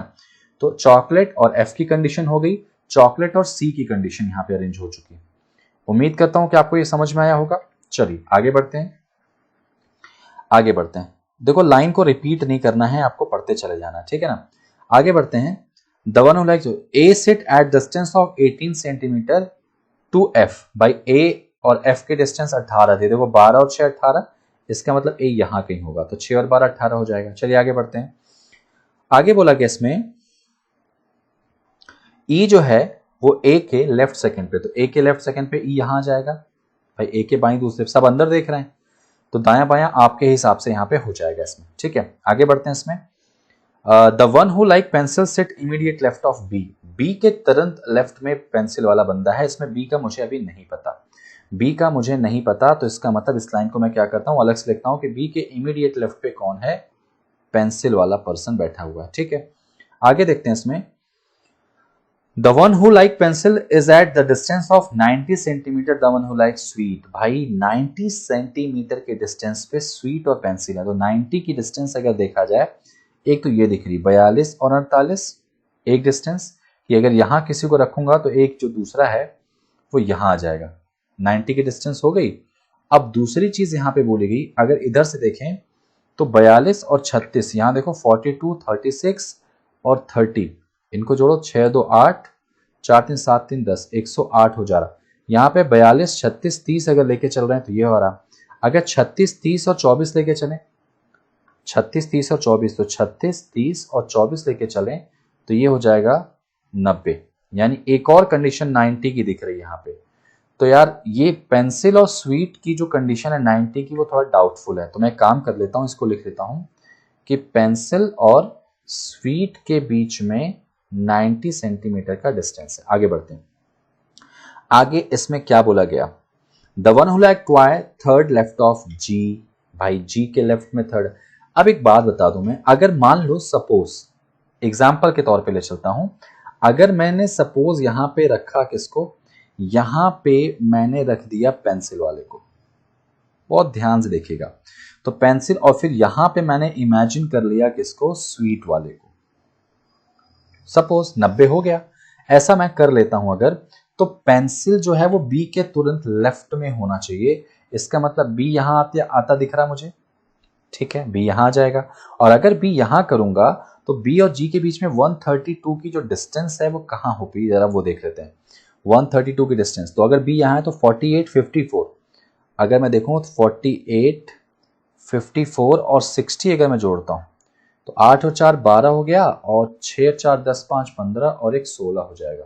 ये डिस्टेंस ज्यादा हो जाएगी, ठीक है, ये डिस्टेंस क्या हो जाएगी, 162 की हो जाएगी। रखना मुझे कितना है, 132 का डिस्टेंस रखना है। इसका मतलब ये हो जाएगा कि कहीं ना कहीं बी और जी जो है ना, वो जी इधर साइड होगा। फिर देखो 42 और 36 यहां लिख लेता हूं मैं, 42 36, और अगर मैं 30 को जोड़ता हूं और प्लस 24 को जोड़ता हूं, ठीक है, तो कितना मिलता है देखो जरा, 6 2 8 और 4 12, 1 कैरी, 4 3 7 3 10 2 12 और 1 13, 132 सेंटीमीटर मुझे मिल जा रहा है। इसका मतलब अगर बी यहां है तो जी यहां कहीं आएगा, ठीक है।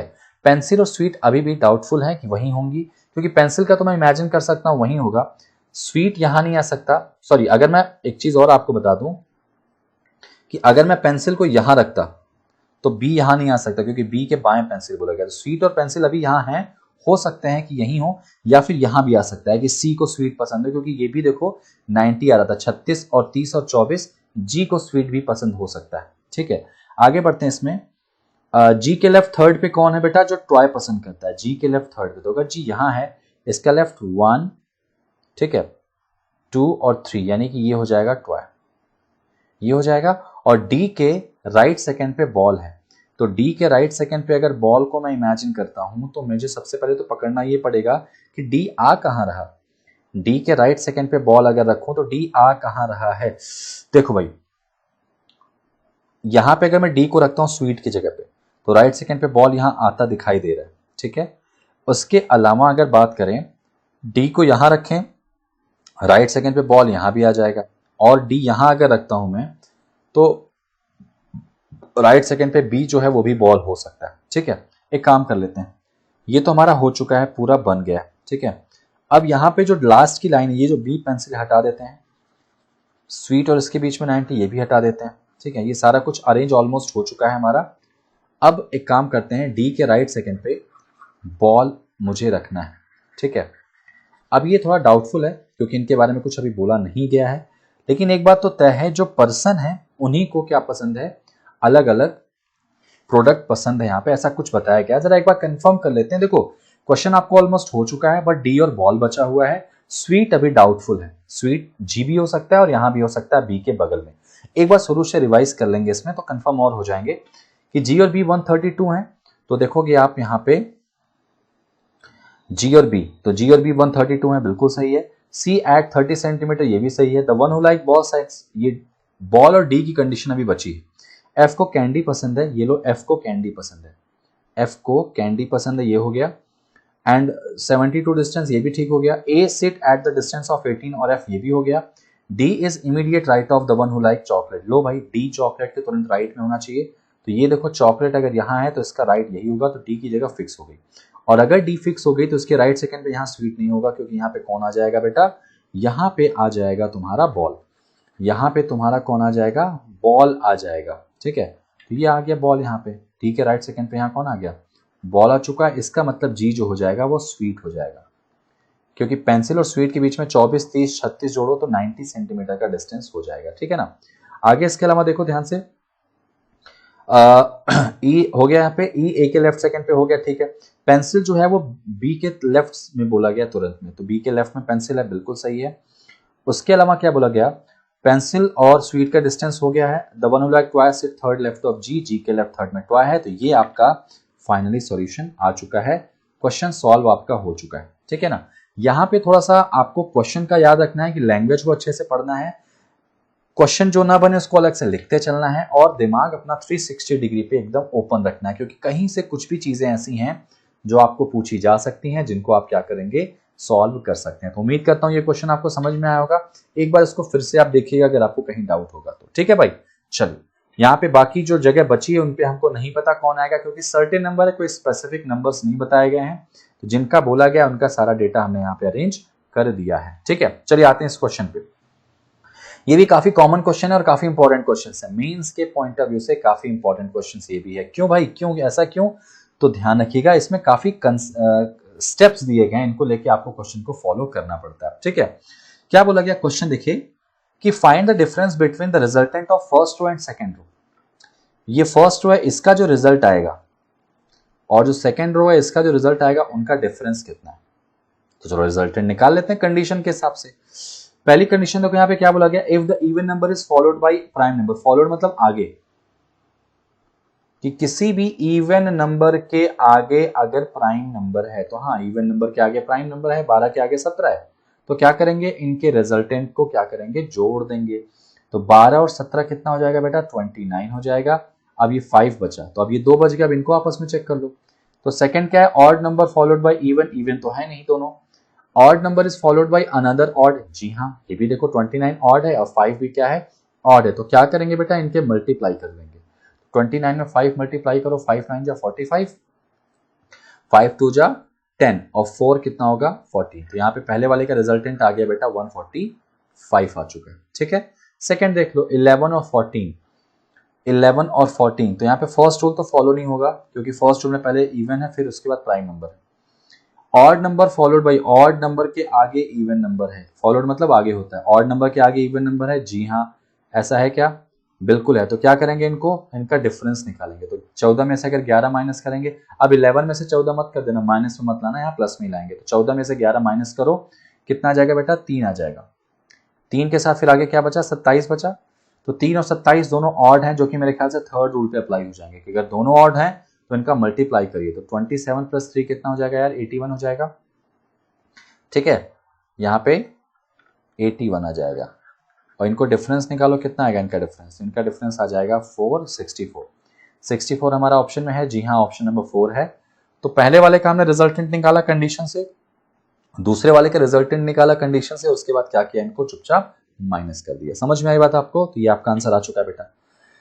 आगे बढ़ते हैं, अगला क्वेश्चन, इसको आप वीडियो रोको और उसके बाद पहले बनाने की कोशिश करो। क्वेश्चन पहले पढ़ लो बेटा, x find the resultant of second row if x is the resultant of first row। अगर फर्स्ट रो का रिजल्टेंट जो है वही x है, तो x यहां की वैल्यू रखिए और सेकंड का यहां पे निकाल के बता दीजिए। तो आप करके देखिए जरा, इस क्वेश्चन को सॉल्व करते हैं। 8 और 13, ये फर्स्ट रो लगेगा, इवन नंबर के आगे क्या है, इवन नंबर के आगे प्राइम नंबर है, तो क्या करेंगे, दोनों को ऐड करेंगे। तो 13 और 8 21 हो जाएगा, 21 और 21 के बाद फिर क्या बचा, 14 बचा। तो आगे बढ़ दो, सेकंड में ऑड नंबर के आगे इवन नंबर है, तो देखो ऑड नंबर के आगे इवन नंबर है तो दोनों को घटा देंगे। तो यहाँ पे घटाओ, कितना आ जाएगा, 7 आ जाएगा। ठीक है, इसका मतलब कि इस x की वैल्यू कितनी आ गई बेटा, 7 आ गई। अब इसको सॉल्व कर दो। इवन के बाद यहाँ पे देखो ऑड है, इवन के आगे प्राइम नंबर है, तो हाँ इवन के आगे प्राइम नंबर है, पहला रूल लग जाएगा। तो क्या करेंगे बेटा, इनको आपस में ऐड कर देंगे, इनको आपस में ऐड करेंगे तो 27 और 4 क्या करेंगे बेटा 31 हो जाएगा और बचा 20। अगला देखो ऑड नंबर के आगे इवन नंबर, तो मेरे ख्याल से फर्स्ट और सेकंड रूल पे ये दो क्वेश्चन बने, तो क्या करेंगे इनको ऐड कर देंगे, ठीक है, सॉरी डिफरेंस निकाल देंगे, तो इनका क्या करेंगे डिफरेंस निकालेंगे, तो 31 में से 20 निकल जाएगा, कितना बचेगा 11 बचेगा। इस क्वेश्चन का आंसर क्या आ जाएगा 11 आ जाएगा, क्योंकि सेकंड वाले का ही बताना था रिजल्टेंट ऑफ सेकंड। समझ में आई बात आपको कैसे करेंगे, तो ये आपने कुल मिला जुला के इन्हीं 3-4 स्टेप से फॉलो होगा। अगर मान लो फर्स्ट टू से नहीं होता तो हम सेकंड पे आएंगे। हमेशा याद रखना फॉलोड मतलब आगे होता है, प्रोसीडेड मतलब पीछे होता है, ठीक है ना। चलिए ये आपके सामने क्वेश्चन आपके सामने आ गया है, बहुत ही प्यारा सा क्वेश्चन है, बहुत ही अच्छा सा क्वेश्चन, इसको ट्राई कीजिए सॉल्व करने का और उसके बाद फिर हम आगे बढ़ते हैं। क्या बोला गया यहाँ पे 8 बॉक्सेस है, ठीक है, तो 8 बॉक्सेस के लिए हम यहाँ पे बना देते हैं 1 2 3 4 5 6 7, ये 8 बॉक्सेस रखे गए, ठीक है। और हमेशा याद रखिएगा कि कभी भी फ्लोर वाले क्वेश्चन, चाहे वो बॉक्स वाले हों चाहे वो कैसे हों, फ्लोर बेस्ड हों, सिंगल डायग्राम से कभी भी नहीं बनाए जाते हैं। कभी भी याद रखिएगा कि सिंगल डायग्राम से इनको नहीं बनाना है, एक डायग्राम से ये कभी भी नहीं बनते। तो आप इसको कितने डायग्राम से लेके चलेंगे, मिनिमम 2 डायग्राम्स, ठीक है। क्या बोला गया यहाँ पे कि सैनिटाइजर्स कितने हैं सर, ये वाले सैनिटाइजर्स हमारे हैं और इसके अलावा ये हमारे बॉक्सेस हैं। तो यहाँ पे 2 कंडीशंस हैं, तो यहाँ पे मैं रख लेता हूं बॉक्सेस, ठीक है, और सॉरी यहां पे रख लेता हूं सैनिटाइजर, ठीक है, सैनिटाइजर्स, ठीक है, यहां पे मान लेते हैं इसको। चलिए अब यहां पे सैनिटाइजर्स, एक और कंडीशन ले लेते हैं, यहां पे बॉक्स मान लेते हैं, ठीक है, और यहां पे रख लेते हैं क्या सैनिटाइजर्स, ठीक है। चलिए 2 कंडीशन से हम लेके इसको चलते हैं, बनाने की कोशिश करते हैं। अब जरा देखिए फर्स्ट डायग्राम यहाँ पे क्या बोला गया। तो फर्स्ट डायग्राम बेटा यहाँ पे फर्स्ट लाइन की जो कही जाती है वो क्या बोली गई है, यहां से शुरू होती है कि only 2 boxes are placed between V and 11, ठीक है। कहते हैं वो कि V और 11 के बीच में यहां पर 2 बॉक्सेस रखे गए। किसके बीच में बेटा रखे गए हैं, V और 11 के बीच में, ठीक है। अगर V और 11 के बीच में 2 बॉक्सेस रखे गए हैं और आगे क्या बोला गया है, यहां पर आगे ये बोला गया है कि जो आपका हाँ, और ये दोनों बॉक्स जो हैं वो प्राइम नंबर की पोजीशन पे रखे गए। कहां रखेंगे बेटा, प्राइम नंबर की पोजीशंस पे रखे गए हैं, ठीक है। अगर ये दोनों बॉक्स प्राइम नंबर की पोजीशंस पे रखे गए हैं तो वी हैव प्राइम नंबर्स कौन कौन से हैं, एक तो 2 है, एक 3 है, एक 5 है और एक 7 पे, ठीक है। अगर इन दोनों बॉक्सेस को मैं अरेंज करूं या बनाने की कोशिश करूं तो आप नोटिस करोगे यहां पे, क्या नोटिस करोगे कि अगर मैं V और 11 को लेके चलता हूं, सपोज सर 1 तो प्राइम नंबर है नहीं, अगर मैं V को यहां रखता हूं नीचे, ठीक है, यानी 2 पे रखूंगा तो 1 और 2 छोड़ के 11 यहां आ जाएगा, सॉरी 1 और 2 छोड़ के यहां पे 11 आ जाएगा, ठीक है। V और 11 के बीच में कितने बॉक्स यहां पे बोले गए बेटा, 2 बॉक्स बोले गए, ठीक है। तो ये हमने बना दिया फर्स्ट लाइन। अब ऐसा भी तो हो सकता है कि 11 नीचे हो और V ऊपर हो, या V और 11 की और कोई कंडीशन, तो अगर मैं V को 5 पे रखता हूं तो 1 और 2 छोड़ के 11 8 पे तो आ नहीं सकता, 11 नीचे आ सकता है। तो क्यों ना ऐसा कर लें कि इस डायग्राम में V को यहां रखता हूं और 11 को मैं रखता हूं यहां पे, ठीक है। तो ये हमारी 2 कंडीशंस बन चुकी हैं जिसके थ्रू मैं क्वेश्चन को शुरू करता हूं। आगे बढ़ते हैं। बॉक्स T जो है ना वो किसके, placed just below box which has 11 sanitiser. जो T है वो 11 वाले सैनिटाइजर के ठीक नीचे है, तो लो भाई T इसके नीचे हमने ऐसे बना दिया, ठीक है। इसमें देखो T यहां आ जाएगा फर्स्ट पे, 11 के नीचे आ गया, ठीक है। आगे देखते हैं कि T has 6 more sanitiser to box V, यानी जो T है इसके पास V से 6 ज्यादा सैनिटाइजर है। तो मैं ऊपर लिख लेता हूं कि V के पास जितने भी होंगे उसमें 6 सैनिटाइजर को ऐड कर दें तो मिल जाता है क्या, T की कंडीशन आ जाती है कि T के बॉक्सेस मिलके आ जाते हैं। आगे बढ़ते हैं। इसमें कभी भी ना पजल को आप एक बार मत पढ़िए, मतलब कि रिपीट मत करिए, एक लाइन पढ़ने के बाद कोशिश करिए उस लाइन को रिपीट ना करना पड़े, अगर बनता है तो ठीक है, अदरवाइज अलग से इसको लिख लीजिए, ठीक है ना। आगे बढ़ते हैं। Box V has 10 sanitiser less than box U, यानी जो V है उसके पास U से 10 सैनिटाइजर कम है, तो U के पास जितने भी होंगे उसमें से 10 सैनिटाइजर कम कर दो तो मिलता है किसके पास, V के पास। ठीक है, बात समझ में आ गई, आगे बढ़ जाते हैं इसमें। The box which has second minimum number of sanitiser, minimum number बोला गया है, जिस ऐसा बॉक्स जिसमें दूसरा सबसे कम क्या है, सैनिटाइजर है। तो बेटा दूसरा सबसे कम सैनिटाइजर कौन है, 13, यानी जिसमें 13 सैनिटाइजर है ना, वो यू के जस्ट ऊपर रखा गया है। ओके, ये लाइन भी अलग से मैं लिख लेता हूं कि यू के जस्ट ऊपर कौन है, जिसमें कि आपका 13 सैनिटाइजर है। ठीक है, जस्ट ऊपर रखा गया। आगे बढ़ते हैं, आगे बोला गया there are as many boxes between T and U, T और यू के बीच में जितने बॉक्स हैं, जितने बॉक्स टी और यू के बीच में हैं, उतने ही बॉक्स टी और एस के बीच में होने चाहिए। समझना ध्यान से, टी और यू के बीच में जितने बॉक्स होंगे उतने ही टी और एस के बीच में बॉक्स होने चाहिए। तो देखो टी तो मुझे यहां दिख रहा नीचे, लेकिन थोड़ा डाउटफुल है, तो एक काम करते हैं इसको अलग से लिख लेते हैं, क्या कि टी और यू के बीच में जितने बॉक्स है, ठीक है, टी और यू के बीच में बोला गया था, इसमें टी और यू बोला गया शायद, है ना। ठीक है, टी और यू के बीच में, तो टी और यू के बीच में जितने बॉक्स हैं इक्वलेंट ही टी और किसके बीच में है, एस के बीच में। तो टी और एस कर लेते हैं, यानी इन दोनों में टी जो है वो क्या होगा, मिड पे होगा। अब जरा सोचो, ये वाली जो कंडीशन है, ये वाली, ये तो डायरेक्टली रॉन्ग हो जाएगी ना बेटा। क्यों, क्योंकि मान लो अगर टी और यू की, मान लो सपोज यू यहां होता है, तो टी और यू के बीच में 2 बॉक्स हो गए, तो फिर टी और एस के बीच में 2 बॉक्स कैसे हो पाएंगे, हो ही नहीं पाएंगे। इसका मतलब ये वाली कंडीशन हमारी यहीं पे आके क्या हो गई, रॉन्ग हो चुकी है। इसका मतलब कि ये हो जाएगा कि टी और यू, टी और एस, इसका मतलब एक बात तो तय हो गया कि जो यू होगा वो ऊपर होगा या फिर यू नीचे होगा। क्यों, क्योंकि अगर मान लो यू को मैं यहां रखता हूं, सपोज नीचे रखता हूं सबसे, तो टी और यू के बीच में कितने बॉक्स हो गए, 2, तो 1 और 2 छोड़ के एस यहां आ जाएगा। एक कंडीशन ऐसा भी हो सकता है कि टी के जस्ट नीचे कौन हो, यू हो, तो जस्ट ऊपर कौन हो जाएगा, एस। ऐसा भी हो सकता है, हो सकता है ऐसा भी हो सकता है कि यू ऊपर हो, एस नीचे हो। तो ये थोड़ा डाउटफुल है, तो मैं क्यों इस लाइन को अभी लिखूं, छोड़ देते हैं इस लाइन को, यहां से मैं इसको हटा देता हूं, अभी फिलहाल के लिए इसको हटा देते हैं बेटा। लेकिन बात तो तय हो गई, क्योंकि यू आ गया है तो हमारे लिए सेंटर पॉइंट क्वेश्चन का बन चुका है। आगे बढ़ते हैं। अच्छा, at least 2 boxes between S and which has 13 sanitiser. लो भाई, एस और जिसके अंदर 13 सैनिटाइजर हैं के बीच में कितने बॉक्स हैं, यहां पे कम से कम कितने बेटा, एटलीस्ट 2 बॉक्सेस तो होने चाहिए। लो भाई, तो एस और जिसके बीच में 3 बॉक्स हैं, तो उसके बीच में कम से कम 2 होना चाहिए, मतलब 2 से ज्यादा हो सकते हैं। एटलीस्ट कितना, 2 बॉक्सेस तो होना ही चाहिए। अब जरा सोचो कि S और 13, अब 13 वाला जो है वो U के जस्ट ऊपर है, समझना ध्यान से, U के जस्ट ऊपर है 13 वाला, समझिएगा। अब U के अगर जस्ट ऊपर 13 वाला है तो 13 और S के बीच में कम से कम 2 बॉक्स होने चाहिए, मतलब बात पक्की हो गई कि S तो होने वाला है ऊपर।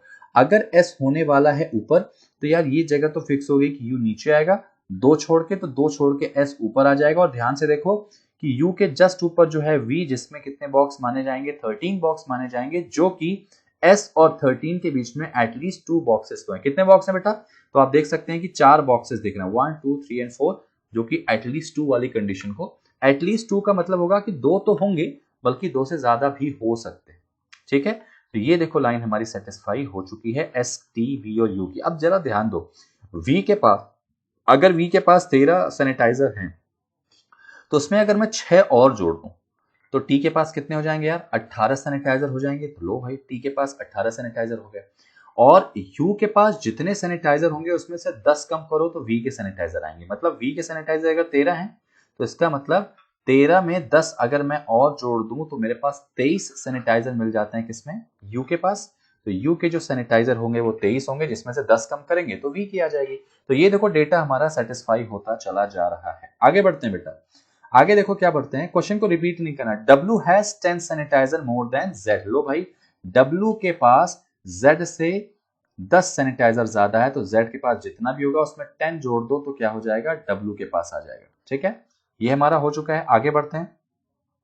Y is placed just below 43 sanitiser box, यानी जिसके पास 43 सैनिटाइजर है ना, उसके ठीक नीचे कौन है बेटा, Y है। अब देखो Y कहां कहां नहीं आ सकता, तो यहां से देखो 5th फ्लोर के नीचे तो आ ही नहीं सकता, 5th फ्लोर से ऊपर ही होगा इसका मतलब। चलो एक काम कर लेते हैं, इस लाइन को भी हम लिख लेते हैं कि y हैज, जिसके पास भी 43 सैनिटाइजर है उसके जस्ट नीचे कौन हो जाएगा, y हो जाएगा, नो डाउट, इसमें कोई दुविधा नहीं है। आगे बढ़ते हैं। अच्छा, box S has 6 sanitiser more than W। लो भाई, X के पास W से 6 सैनिटाइजर ज्यादा है, ठीक है। तो W के पास जितने भी सैनिटाइजर होंगे उसमें 6 सैनिटाइजर और जोड़ दो तो मिल जाता है कौन, X मिल जाता है। और W के लिए बोला गया है कि W के पास जो है ना वो Z से 10 सैनिटाइजर ज्यादा है। अच्छा एक काम कर लेते हैं, काम क्या कर लेते हैं बेटा, यहां पे बहुत ध्यान से समझना, ठीक है। थोड़ा सा यहाँ पे काम ये कर देते हैं, जो जो सैनिटाइजर कंफर्म हो गया उनको हटा देते हैं। देखो टी का सैनिटाइजर 18 है, एक सेकेंड यहाँ पे 18, अच्छा टी 19 होगा मेरे ख्याल से ना, वी के पास 13 है तो 19 होगा, माफी चाहूंगा ये थोड़ा मैंने गलत लिख दिया इसमें, ठीक है 19 होगा। तो बेटा 19 हो चुका है, 13 हो चुका है, ठीक है 23 भी हो चुका है और 11 भी ऑलमोस्ट हो ही चुका है, ठीक है। बचे कौन कौन से, 17, 43, 53 और 59, 59, ठीक है। आगे बढ़ जाते हैं। अब जरा ध्यान से देखना, ध्यान से क्या देखेंगे यहाँ पे, अगली लाइन क्या बोली गई है, एक्स जो है उसके पास 6 सैनिटाइजर ज्यादा है डब्ल्यू से, और यही जो एक्स है ना वो सबसे टॉप पे नहीं आएगा। लो भाई, एक्स अगर टॉप पे नहीं आएगा तो एक्स कहां आ जाएगा फिर, एक्स अगर टॉप पे नहीं आता है तो एक्स की कंडीशन कहां आएगी। देखो अगर टॉप पे एक्स नहीं आ रहा तो बाकी एक्स इन्हीं 2 जगह पे आ सकता है, 3 जगह पे आ सकता है, ठीक है ना। अब देखो जरा यहाँ पे क्या बोला गया एक्स के बारे में। यार एक बात तो समझ लो कि x के पास क्या है, W से 6 सैनिटाइजर ज्यादा है और W के पास Z से 10 सैनिटाइजर ज्यादा है, समझना। और y जो है वो 43 के जस्ट नीचे अगर y होता है यहाँ पे, तो अगर मैं इसको बनाता हूं बेटा, तो अगर मैं y को यहां मानता हूं, सपोज एग्जांपल ले लेते हैं, अगर मैं y को यहां ले सकता हूं क्या, y यहां भी आ सकता है, अगर मैं y को यहां मानता हूं सपोज, ये डायग्राम को यूटिलाइज कर लेते हैं, जो बगल वाला डायग्राम है ना इसको यूटिलाइज कर लेते हैं बेटा, कैसे वो देखो जरा, बगल वाले डायग्राम को भी यूटिलाइज कर लेते हैं क्योंकि मुझे ऐसा लग रहा है कि इसकी जरूरत पड़ेगी हमको, है ना। तो एक काम कर लेंगे, ये चीजें बना देते हैं, WU23, V13, ठीक है, ये छोड़ा, T19, ये 11 और ये S हो गया। इसमें Y को मैं यहां रखता हूं, यहां पे, और इस डायग्राम में Y को यहां रखता हूं। दो ही जगह Y की हमारे पास बन रही है और कहीं Y हो नहीं सकता क्योंकि 43 के जस्ट नीचे, तो S को मैंने 43 माना है क्योंकि 43 के जस्ट नीचे है, और इसमें 43 यहां वाला बंदा आ जाएगा, ठीक है। समझना ध्यान से, देखो भाई 43 और कहीं आ नहीं सकता, ऊपर रखेंगे तो यहां तो y होगा नहीं, 43 एक जगह बची, दूसरी जगह बची, मैंने दोनों को यहाँ पे अरेंज कर दिया है। अब जरा ध्यान से देखो, हमें ये चीज कंफर्म हो चुकी है कि y कहां पे है, s कहां पे, और x अगर टॉप पे नहीं आता है तो x तो नीचे आ जाएगा। अब x या तो 5 पे आएगा या तो 3 पे आएगा, लेकिन x के बारे में क्या बोला गया कि w से 6 ज्यादा है, ठीक है। अब देखो हमारे पास 43 भी था, कैंसिल हो गया, अब हमारे पास दो ही बचे हैं, एक 17, एक 53 और एक 59 बचा हुआ है, ठीक है। समझना ध्यान से कि W के पास X से 6 ज्यादा है, W के पास X से 6 ज्यादा है, चलो ये भी हो गया। और यहां पे एक चीज बोली गई थी क्या कि Z के पास जितने सैनिटाइजर हैं उनमें अगर 10 जोड़ूंगा तो W के पास आ जाएगा। तो यार अगर समझना ध्यान से, अगर मैं Z का मुझे नहीं समझ में आ रहा कितने सैनिटाइजर है, अगर मान लो Z को मैं रखता हूं 5वें फ्लोर पे, 11 पे, Z के पास अगर 11 होते हैं सपोज, तो उसमें 10 और जोड़ूंगा तो 21 सैनिटाइजर तो है ही नहीं यहाँ पे, इसका मतलब Z यहाँ पे नहीं आएगा। अगर Z यहाँ पे नहीं आता है तो फिर Z और लेके चलो, अगर मैं Z पे मान लेता हूं Z के पास सैनिटाइजर कितने, 3 ही बचे, 17 बचे, 17 में 10 जोड़ूंगा मैं तो 27 होता है, तो W के पास 27 होगा नहीं। इसका मतलब कि यहां पर जो Z की कंडीशन बन रही है वो क्या होगी, यहाँ पे अगर मैं Z को रखता हूं कहां पे, सपोज, एक बार जरा मैं इसको पढ़ना चाहूंगा, कहीं कोई लाइन मैंने छोड़ तो नहीं दी इसमें, एक बार जरा पढ़ लेते हैं क्योंकि बन तो पूरा चुका है ऑलमोस्ट, कहीं कोई लाइन जो है वो मिसमैच हो रही है जो मैं पढ़ा नहीं शायद, ठीक है। तो एक बार जरा इसको रीड कर लेते हैं बेटा, रीड कर लेते हैं। सबसे पहले क्या बोला गया था, ओनली 2 बॉक्सेस हैं, V और किसके बीच में, 11 के बीच में, तो देखो V और 11 के बीच में 2 बॉक्स दिख रहे हैं, बिल्कुल सही है। आगे देखा जाए इसमें प्राइम नंबर पे, ये भी ठीक हो गया, यहाँ पे दोनों प्राइम नंबर पे मौजूद है। T जो है ना वो 11 के जस्ट नीचे है, ये भी बिल्कुल सही है। उसके बाद बोला गया box T has 6 more sanitiser to V, V से 6 ज्यादा चलेंगे तो T के पास होगा, हाँ तो V के पास 13 तो 6 ज्यादा चले तो 19 हो गया। उसके बाद कहता है यहाँ पे the box which has second minimum number of sanitiser is placed just above U. ये देखो यहाँ पे ध्यान रखना कि जिस यू के जस्ट पहले 13 वाला आ जाएगा, तो ये भी आ चुका है, सेकंड लीस्ट बोला गया इसमें, है ना। आगे बढ़ते हैं इसमें, there are as many boxes बीच में T U as T N S, T और यू के बीच में जितने होते हैं, टी और एस के बीच में, ये भी बिल्कुल हमारा सेटिस्फाई है। आगे क्या बोला गया, at least 2 boxes between S and 13, S और 13 के बीच में 2 बॉक्स कम से कम होना चाहिए, तो वो है बिल्कुल है। Box W has 10 sanitiser more than Z, Z के पास जो है, डब्ल्यू के पास जो है वो जेड से 10 सैनिटाइजर ज्यादा हैं। अब जरा देखो, अगर 10 सैनिटाइजर ज्यादा हैं तो यहां पर कहां पे हम Z को रख सकते हैं। देखो Z की हमारे पास 3 जगह बच रही है, एक सबसे टॉप पे Z बच रहा है, एक यहां पे बच रहा है, और एक यहां पे बच रहा है। ठीक है, Z की 3 कंडीशंस यहां पे बनती दिख रही है मुझे। तो अगर ये वाला डायग्राम अगर लेके चले तो हमने इसमें 43 वाले को अरेंज किया, Y को अरेंज किया, चलो वो भी ठीक दिख रहा है हमारा। अगर मैं मान लो 43 करता हूं, किसको 43 पे मैं अरेंज करता हूं, किसको 43 पे अरेंज करता हूं मैं, किसको बेटा, ये देखो, अगर मैं Z को 43 पे करता हूं तो 53 43 में 10 और जोड़ेंगे तो 53 हो जाएगा W के पास, तो 53 W के पास हो जाएगा। ये डायग्राम तो सेटिस्फाई नहीं हो रहा है, क्यों, क्योंकि यार 43 यहाँ पे बन रहा, 43 से फिर हम आगे जा ही नहीं पा रहे हैं। ठीक है, तो यहाँ पर 43 वाली कंडीशन Z के साथ सेटिस्फाई हो रही है, इसका मतलब 53 हो जाएगा W के पास, और 53 S के सामने होगा नहीं, 2 ही जगह बच रही, या तो यहाँ पे या तो टॉप पे। ठीक है, अच्छा उसके बाद क्या बोलता है इसमें, W is not placed, sorry X जो है वो टॉप पे नहीं है, तो इसका मतलब W हो जाएगा टॉप पे और X यहाँ आ जाएगा। W के पास हमारे पास 53 हो जाएंगे ना, नहीं 53, हाँ 43 में 10 ऐड कर देंगे, और X के पास कितने हो जाएंगे, तो X के पास जो नंबर ऑफ क्या है सैनिटाइजर है वो 6 सैनिटाइजर क्या है W से ज्यादा है, तो W के पास 53 है, तो 6 जोड़ दो, कितना हो जाएगा 59, तो ये हो जाएगा 59, और एक सैनिटाइजर हमारा S के लिए बच गया, वो कौन सा बेटा 17 है। तो आप यहां पे देखो, ये वाली कंडीशन जो हमारी सेटिस्फाई हुई है, फर्स्ट वाली डायग्राम की जो कंडीशन थी ना बेटा, ये रॉन्ग हो गई है, ये यहां पर रॉन्ग हो चुकी है।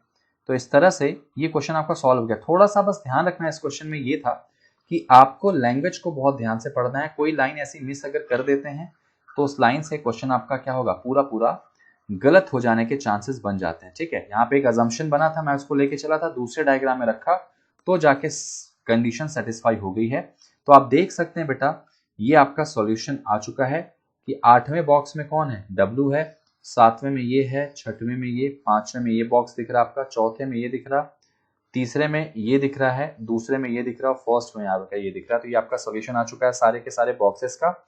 W के पास 53 सैनिटाइजर्स हैं, S के पास 17, Z के पास 43, और बाकी भी ऐसे ही अरेंज हो गया। तो उम्मीद करता हूं ये क्वेश्चन आपको समझ में आया होगा, आपने काफी एंजॉय किया होगा इस क्वेश्चन में, और अच्छा क्वेश्चन है ये, आप देख सकते हैं, क्योंकि एकदम से तुरंत नहीं बनता, इसीलिए शायद इसको मेंस कहते हैं दोस्तों, इसीलिए शायद इसको क्या कहते हैं, मेंस कहते हैं। चलिए इस क्वेश्चन को ध्यान से देखिए, इस क्वेश्चन को बनाने की कोशिश करिए कि इस क्वेश्चन को कैसे बनाना है। अच्छा क्वेश्चन है ये भी, इसमें आपके सामने कई सारे कंडीशंस हैं, वेरिएबल्स हैं, और काफी ट्रिकी क्वेश्चन है, तो ट्राई कीजिए वीडियो पॉज करके, और मैं इसको बताने जा रहा हूं, तो आप इसको जरूर देखिएगा इसका सॉल्यूशन। अगर आपसे नहीं बनता है तो वेल एंड गुड। ओके चलिए देखते हैं जरा इस क्वेश्चन को कैसे करेंगे। यहाँ पे 8 लोग हैं और इनकी अलग अलग क्या है, बॉर्न है, मतलब अलग अलग साल में पैदा हुए हैं। तो मैं यहाँ पे बेटा लिख ले रहा हूँ ईयर। ठीक है, ईयर हमारे पास कौन कौन से हैं, डायरेक्टली लिखता हूं मैं, 73, 84, 89, ठीक है, आगे आप लगा लेना 93, 95, 97, 98 और 2000। ठीक है, आप 1900 लगाना है तो लगा दो, अदरवाइज कोई दिक्कत नहीं है। ठीक है, 1900 लगा दो यहाँ पे। ठीक है, अच्छा इनकी अलग अलग बेटा क्या है, एज है। ठीक है, और ये एज हमको किसके रिस्पेक्ट में निकालना है, 2021 के। ठीक है, 2021 के रिस्पेक्ट में एज निकालना है, बहुत ध्यान से देखना, एज निकालना है 2021 के रिस्पेक्ट में। ठीक है, या एक काम कर लेते हैं, थोड़ा सा इसको मैं ठीक है ऐसे रहने देते हैं, कोई इशू नहीं है। अच्छा उसके बाद क्या हुआ, इनकी एज अगर निकालें तो 2021 में से ना 73 अगर तो माइनस करो, 2073 में से अगर मैं सॉरी 1973 में से 2021 से अगर माइनस कर दें इसको, तो हमको कितना मिलता है बेटा, साल आ जाएगा 48 ईयर्स। 84 को माइनस करो तो कितना आ जाएगा हमारे पास, 37 ईयर्स। आप एक बार कर लेना। ये आ जाएगा कितना बेटा आपका 32 ईयर्स, ये आ जाएगा आपका कितना 28 ईयर्स, ठीक है। उसके बाद ये आ जाएगा 26, ये आ जाएगा 24, ये हो जाएगा 22 और ये हो जाएगा आपका 20 साल, ठीक है। ये एज इनकी निकल के आ चुकी है दोस्तों। अब ध्यान से समझना, बहुत ध्यान से समझेंगे यहाँ पे, ठीक है। देखिए अब एक काम करते हैं, हमको दो चीजें और इनकी बतानी। दो चीजें क्या बतानी बेटा? तो इनकी बतानी हमको सैलरी प्लस कौन पर्सन कहाँ पे आएगा। तो एक काम कर लेते हैं, यहाँ पर इस चीज की मैं 2-3 कंडीशन ले लेता हूँ। यहाँ पे इस चीज की, और ये चीज तो स्टैटिक है, ये तो फिक्स हो गया कि एज और ईयर तो फिक्स हो गए। अब यहाँ पे यहाँ लिखता हूं मैं पर्सन, ठीक है। आप डायग्राम पे मत जाना, थोड़ा गंदा जरूर है, लेकिन आप कंसेप्ट पे जाना। सैलरी, ठीक है, एक कंडीशन, और दूसरी कंडीशन इधर बना लेता हूं, पर्सन और सैलरी, ठीक है। दो कंडीशन से यहां पे लेके चलते हैं भाई, इससे कम तो क्या ही लेके चलेंगे। ये क्वेश्चन थोड़ा अच्छा है, तो एक कंडीशन से तो रिस्क है, बहुत रिस्क है। क्वेश्चन पढ़ने से पहले ही आप इमेजिन कर लो कि इतनी सारी कहानी इसमें दी गई है, तो एक कंडीशन तो मुश्किल है कि आप एक से ट्राई करेंगे, ठीक है। चलिए अब जरा एक काम करते हैं, क्वेश्चन की फर्स्ट लाइन से क्वेश्चन को सॉल्व करने की कोशिश करते हैं, ठीक है। फर्स्ट लाइन से अगर मैं सॉल्व करूं तो फर्स्ट लाइन क्या बोलेगी? फर्स्ट लाइन जो बोली गई है वो थोड़ा सा अच्छी लाइन है। क्या लाइन यहां पे बोली गई है कि इनकी सैलरी अलग हो गई। द ओल्डेस्ट वन, ये oldest most person does not get the least salary. मतलब एक बात तो तय हो गई कि जो 48 साल का आदमी है उसके पास सैलरी जो है वो कम से कम यानी 22 के नहीं आएगी, ठीक है। 22 के 22 के नहीं आएगी। तो मैं यहाँ पे क्या करूंगा ना, जो कंडीशंस है ना उनको स्टेप बाय स्टेप लिखूंगा, एक एक रूल्स को अकॉर्डिंग। पहला कंडीशन यहाँ पे क्या बना कि जो 48 ईयर्स वाला है उसके पास 22,000 की सैलरी नहीं आएगी, ठीक है। पहला आपने कंडीशन बना दिया। फिर आते हैं कंडीशन नंबर नेक्स्ट पे, सी वॉज बॉर्न लीप ईयर। बेटा सी जो है वो लीप ईयर वाले साल में पैदा हुआ है। लीप ईयर किसे कहते हैं? जो 4 से पूरी तरह डिवाइड हो जाता है, ठीक है। Year which is completely divide by 4, और 4 से डिवाइड होने वाला जो लीप ईयर है वो तो तुम्हारा ये दिख रहा है बेटा, लीप ईयर है। और इसके अलावा तुम्हारा दूसरा लीप ईयर कौन सा है? 2000 है। तो जो सी है ना वो किस में होता है बेटा? वो लीप ईयर में पैदा होता है। तो मैं एक कंडीशन में सी को रख लेता हूं यहां पे, और दूसरी कंडीशन में यहां पे रख लेता हूं सी को। तो मुझे क्वेश्चन स्टार्ट मिल गया, एक्चुअली क्वेश्चन का स्टार्ट मिल गया। आगे बढ़ते हैं। More than 3 person were born between C and 10K, sorry C and the one who get maximum salary. यार सी और जिसके पास सबसे ज्यादा सैलरी मतलब 64K, 64,000, यानी सी और 64,000 जो पाता है उसके बीच में कितने मोर देन, कितने बेटा? मोर देन 3 लोग हैं। तो मतलब 3 से ज्यादा मतलब 4 तो हो सकते हैं मिनिमम। तो 1 2 3 4, तो यहां पे अगर मैं चाहूं तो 64 रख सकता हूं, एक कंडीशन, या 64 नीचे भी आ सकता है। तो एक ये डाउटफुल सिचुएशन है, मैं अभी फिलहाल के लिए इसमें रखता हूं। और इस वाले डायग्राम में भी मैं 4 ही मान के चलता हूं, 1 2 3 4, और देखो 1 2 3 4, और पांचवें पे मैं रख देता हूं 64K को, ठीक है। 1 2 3 4 पांचवें पे 1 2 3 4, ठीक है। ये हो गया हमारा। अभी एक डाउट और है, हो सकता है 64 वाला कौन हो जाए? जो 20 साल का आदमी है, ऐसा भी हो सकता है। लेकिन इसमें भी ऐसा हो सकता है कि जो 48 ईयर्स वाला है वो सबसे ज्यादा पाए। आगे बढ़ जाते हैं। अभी ये लाइन डाउटफुल है, अगर यहीं पे कहीं मिसमैच हुआ तो फिर हम एक काम करेंगे, 64K को नीचे लेके आएंगे और इसमें 64K को कहां लेके जाएंगे? ऊपर लेके जाएंगे, तब जाके चीजें हमारी बन जा सकती हैं, ठीक है। चलिए आगे बढ़ जाते हैं, जरा सा क्वेश्चन को समझने की कोशिश करते हैं। इस वाले डायग्राम में 64 यहां भी आ सकता है, 64 ऊपर भी आ सकता है, तो दोनों में एक ही बराबर लेके चल रहे हैं। यहां पे आगे बढ़ते हैं। फिर कहता है C earn 10K less than H. भाई जो सी है ना वो एच से, यानी एच सी जो है वो एच की जितनी भी सैलरी है उससे 10,000 ज्यादा पाता है। कौन? सी, ठीक है। आगे बढ़ जाते हैं। F was born just before the one who gate 64K। अब जरा देखो 64K के पहले कौन आएगा? एफ। तो यार एक बात तो तय हुई कि 64 यहां नहीं आ सकता, टॉप पे नहीं आ सकता इस डायग्राम में। इस डायग्राम में 64 यहां ठीक ठाक आ सकता है। तो f यहां आ जाएगा इस डायग्राम में अगर लेके चलें तो, और इसमें देखो 64 के पहले f यहां आ जाएगा। ठीक है, आगे बढ़ते हैं इसमें। And just after the one who get salary which is multiple of 6, और जो f है ना वो उसके जस्ट बाद है। यार एक बात तो और फिक्स हो गई, क्या फिक्स होगी इस डायग्राम में कि f यहीं आएगा, क्योंकि किसी के बाद है तो इसके ऊपर एक आदमी जरूर होगा। तो इसका मतलब c और 64 के बीच में 4 लोग तो बिल्कुल सही है। इसमें भी वही चीज हमारी इमेजिन कर सकते हैं कि ऐसा हो जाए। ठीक है, तो f जो है वो कहीं ना कहीं किसके बाद है बेटा, f जो है वो उसके बाद है जिसकी सैलरी जो है वो किसके मल्टीपल में, 6 के। और 6 के मल्टीपल वाली सैलरी अगर ढूंढो बेटा तो एक तो तुमको दिख रही है कौन सी, 36 के, और दूसरी तुमको दिख रही है कौन सी, दूसरी कौन सी दिख रही है यार, 630 वाली। यानी कि f जो है वो किसके नीचे जस्ट बेटा है, तो 36 या फिर 60, 36 या 30 है ना। तो यहाँ पे 30 या 36 के हो सकता है, यहाँ पे भी ऐसे 36 और 30 के हो सकता है।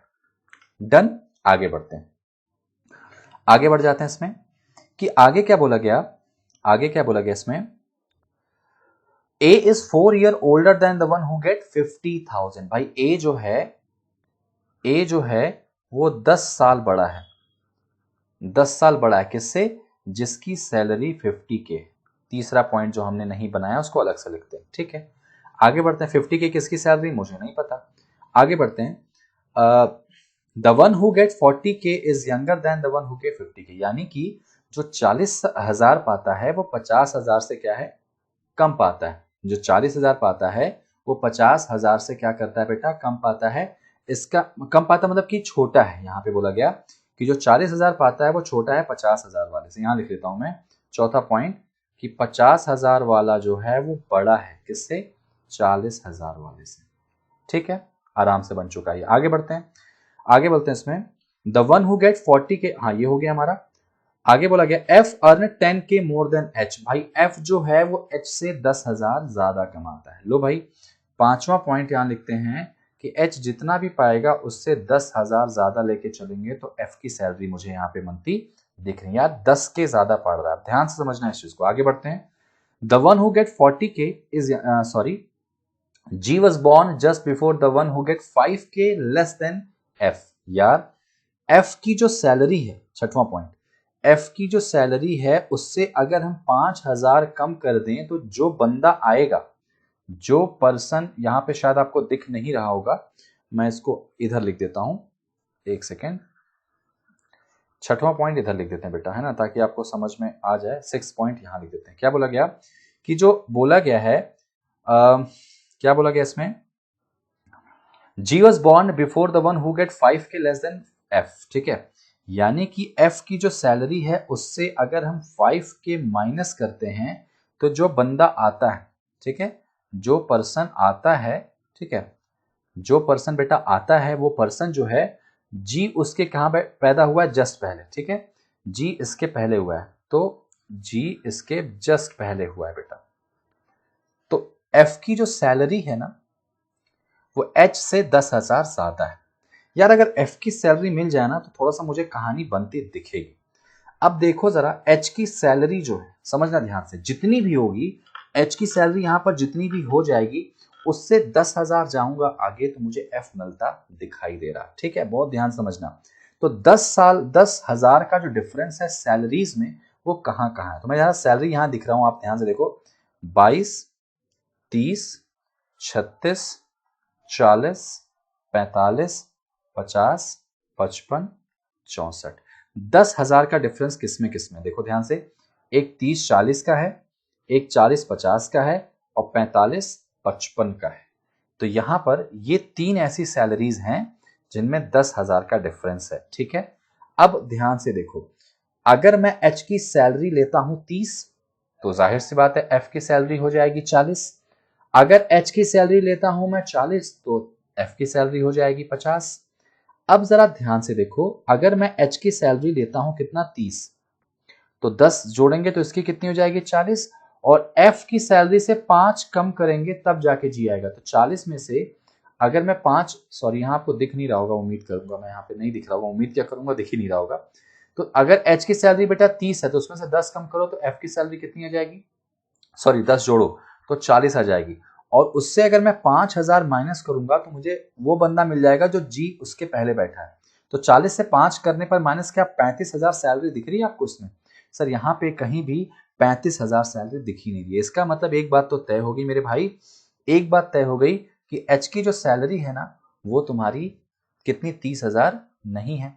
अब अगर एस की सैलरी 30,000 नहीं है तो ये जो डाउट था हमारा कौन सा वाला, अगर मैं एफ को लेके चलता हूं कि 30 और 40 यहाँ पे एच और एफ की नहीं हो सकती। अब आगे बढ़ जाओ तो आगे बढ़ने पे 40 और 50 दिख रहा है, चलो वो कर लेते हैं। 40 और 50 अगर दिख रहा है तो अगर मैं एच की सैलरी को 40 लेता हूं, ठीक है, अगर एच की सैलरी को 40 लेता हूं तो एफ की सैलरी 50 हो जाएगी, जिसमें से 5 माइनस करूंगा मैं तो मुझे मिलता है 45, और 45 यहाँ पे दिखाई दे रहा। तो ये एक उम्मीद कर सकते हैं, हो सकता है कि एफ की सैलरी कितनी हो बेटा, एच की सैलरी यहाँ पे 40 हो। अगर एच की सैलरी 40 हुई तो एफ की सैलरी 50 हो जाएगी। तो मैं यहाँ पे एक इमेजिनेशन कह सकता हूँ बनाने का कि यार ऐसा हो सकता है कि एफ की सैलरी कितनी हो, 50,000 हो। ऐसा भी तो हो सकता है, 45 और 55 का कंसेप्ट है कि 5 माइनस करेंगे तो 50 ये हो जाएगा। लेकिन एक बात बताओ, एक यहां पे लेके चलते हैं कि एच से 10 सैलरी आगे जाने पर सी की सैलरी मिल जाती है। तो एच से अगर 10 आगे जाएंगे तो सैलरी सी की मिल जाएगी। तो अगर मैं करता हूं किसको किसको लेके चलता हूं बेटा, एच को अगर मैं 40 लेके चलता हूं, अगर एच को 40 लेके चलता हूं तो यहाँ पे एक बात बोलेगी कि एच की जो सैलरी है उसमें 10,000 जोड़ दूं तो मुझे सी की सैलरी मिल जाएगी। यही शायद वो लाइन थी ना, मुझे ऐसा लग रहा है मैंने कुछ गलत तो नहीं लिखा इसमें। C and the one who get maximum salary, C earn 10K less than, माफ करना, एच से 10,000 कम पाता है सी, ठीक है। तो एच की सैलरी में से -10 करूंगा तो मुझे सी मिल जाएगा। तो यार अगर एच को मैं 40 रखता हूं तो 10 माइनस करने पे सी मिल रहा है क्या, यानी कि 30 पर। तो 30 तो हमको दिख रहा, लेकिन अगर एच को मैं 45 मानता हूं तो 10 पीछे जाऊंगा तो 35 हो जाएगा। और 35 तो यहाँ पे सैलरी दी ही नहीं गई यार, एक तो बात फिक्स हो गई कि एच की सैलरी कंफर्म है 40 होगी, और एच की सैलरी 40 हो जाएगी। तो एच जो है वो देखो नोटिस करो 40 वाला जो बंदा है ना वो 50 से छोटा है, इसका मतलब कि एच आ जाएगा यहाँ पे। और यहाँ तो एच होगा नहीं क्योंकि ये तो क्या कहते हैं कि 54 के है, 64 के है। एच की सैलरी कितनी आ गई, 40 के आ चुकी है बेटा, ठीक है, इस डायग्राम में। और अगर ये 40 के आ चुकी है, इस वाले में डाउट है यार अभी, तो एच कहीं भी आ सकता है, कहीं भी आ सकता है, ये वाला डायग्राम बनता चला जा रहा है। अब सी की जो सैलरी है वो डेफिनेटली एच से 10 कम है, तो 10 कम है मतलब कि सी की सैलरी कितनी हो जाएगी, 30 हो जाएगी। और 30 सैलरी वाला पर्सन तो यहाँ पे 30 की सैलरी तो मेंशन की गई इसमें। अब नोटिस करो कि तुमने इसमें क्या क्या अरेंज कर लिया, ठीक है। ये सैलरी वाइज मैं हटा देता हूँ यहाँ से, जो अरेंज हो गया उसको हटाते चलते हैं बेटा। क्यों, क्योंकि कहीं ना कहीं आपके लिए थोड़ा सा हौच पौच हो जाएगा, ठीक है। ये हो गया हमारा, इसके अलावा ये हो गया 40 के वाला, ठीक है। सेकेंड डायग्राम मुझे ऐसा लग रहा है गलत बनेगा क्योंकि डेटा सेटिस्फाई नहीं कर रहा, फर्स्ट वाला बनता चला जा रहा। अभी उम्मीद ऐसा नहीं करेंगे कि सेकंड गलत ही हो जाए, सेकंड सही भी हो सकता है, ठीक है ना। अच्छा, ए से 10 सैलरी ज्यादा करेंगे, 10 साल जो बड़ा है उसकी सैलरी 50 है, इसका मतलब 50 किसकी, एफ की है। यानी कि ए की जो सैलरी होगी, सॉरी ए की जो एज होगी वो एफ से 10 साल छोटी होगी। तो एफ अगर क्या कहते हैं कितने का है, सॉरी ए जो है, एक सेकंड जरा ये लाइन कंफर्म कर लेते हैं, कुछ मैंने गलत लिखा क्या। ए के लिए क्या बोला गया था यहाँ पे बेटा, A is 4 year older than the one who get 50K, ठीक है। ये यहाँ पे बोला गया था कि ए जो है, ये मैंने शायद कुछ गलत लिख दिया, ए जो है वो, ये 10,000 मैंने क्यों लिखा है, ये लाइन मैंने क्यों लिखी मुझे समझ नहीं आ रहा। यहाँ पे बोला गया है कि A is 4 year older than the one who get 50K, यानी कि जो ए है, ये लाइन मैं मिटा रहा हूँ यहाँ से, ये लाइन शायद मैंने गलत लिख दी। ए जो है ना वो जो 50,000 पाता है ना उससे 4 साल क्या है बड़ा है। तो 50,000 पा रहा है कौन बेटा, एफ, उससे 4 साल बड़ा, यानी 24 में 4 जोड़ो तो ए आ जाएगा किस पे, 28 साल पे आ जाएगा। ये बिल्कुल सही जा रहा है। सेकंड वाला भी डाउटफुल है, उसको छोड़ ही दिया हूं मैंने क्योंकि मुझे ऐसा लग रहा है कि इससे बनता दिख रहा है हमको, ठीक है। ए आ जाएगा हमारे 28 साल पे। अच्छा, जो जी है ना वो एफ की सैलरी से 5,000 कम करो, तो एफ की सैलरी 50 है, उससे अगर हमें 5,000 कम करते हैं तो 45 साल। तो जो 45 साल वाला बंदा है उसी के जस्ट ऊपर जी है, 45 साल के जस्ट ऊपर जी है, 45 साल नहीं 45,000 के ऊपर जी है। तो 45 यहाँ पे कहाँ आ रहा है, यहाँ नहीं आ सकता, 45 यहाँ आ जाएगा तो जी यहाँ आ सकता है, और कोई जगह दिख नहीं रही, इसका मतलब यहाँ पे जी आ जाएगा। और ए जो है वो कितना हो जाएगा, 45 हो जाएगा। ए जो है वो 45 सैलरी वाला हो जाएगा यहाँ पे बेटा। और जी चला जाएगा यहाँ पे। आगे बढ़ जाते हैं इसमें, आगे क्या बोलता है इसमें, ई और बी जो है ना वो 11 की मल्टीपल वाली जो सैलरीज हैं, 11 के मल्टीपल वाली जो सैलरीज हैं उनके बाद पैदा हुए हैं बेटा, उनके बाद पैदा हुए हैं। तो ई और बी की बात करें तो 11 की मल्टीपल वाली सैलरी। अच्छा एक बात बताओ, यहाँ पर सैलरी की अगर बात करते हैं, समझना ध्यान से, अगर मैं सैलरी की बात करता हूं तो हमारे पास अब सैलरी के नाम पे कौन कौन सी बच गई है, जरा ध्यान देना, ध्यान देना। एक बात तो कंफर्म हो गई कि सबसे कम सैलरी ऊपर नहीं आ सकती, ऐसा फर्स्ट टाइम बोली गई थी, क्योंकि जो सबसे ज्यादा उम्र वाला है सबसे कम सैलरी में नहीं आएगा। तो यहाँ पे 22K तो नहीं आ सकता। अगर 22K नहीं आ सकता तो 22 के लिए हमारे पास जी वाली ही जगह बची है। 22K यहाँ आ गया और एक सैलरी हमारी कौन सी बची, 36 और 30 वाली, ये यहाँ पे हमने कर दिया 30 और 36 ऑब्लिक में किया है अभी मैंने। अब जरा ध्यान देना किसकी किसकी बात बोली गई यहाँ पे, ई और बी के बारे में बोला गया कि जो ई और बी है ना उनकी जो डेट ऑफ बर्थ है, जब वो पैदा हुए हैं तो वो कब पैदा हुए हैं, जो 11 के मल्टीपल वाली सैलरीज हैं। अब बेटा 11 के मल्टीपल वाली सैलरी एक तो 55 है और इसके अलावा जो दूसरी सैलरी है 11 के मल्टीपल वाली वो तुम्हारी 22 है।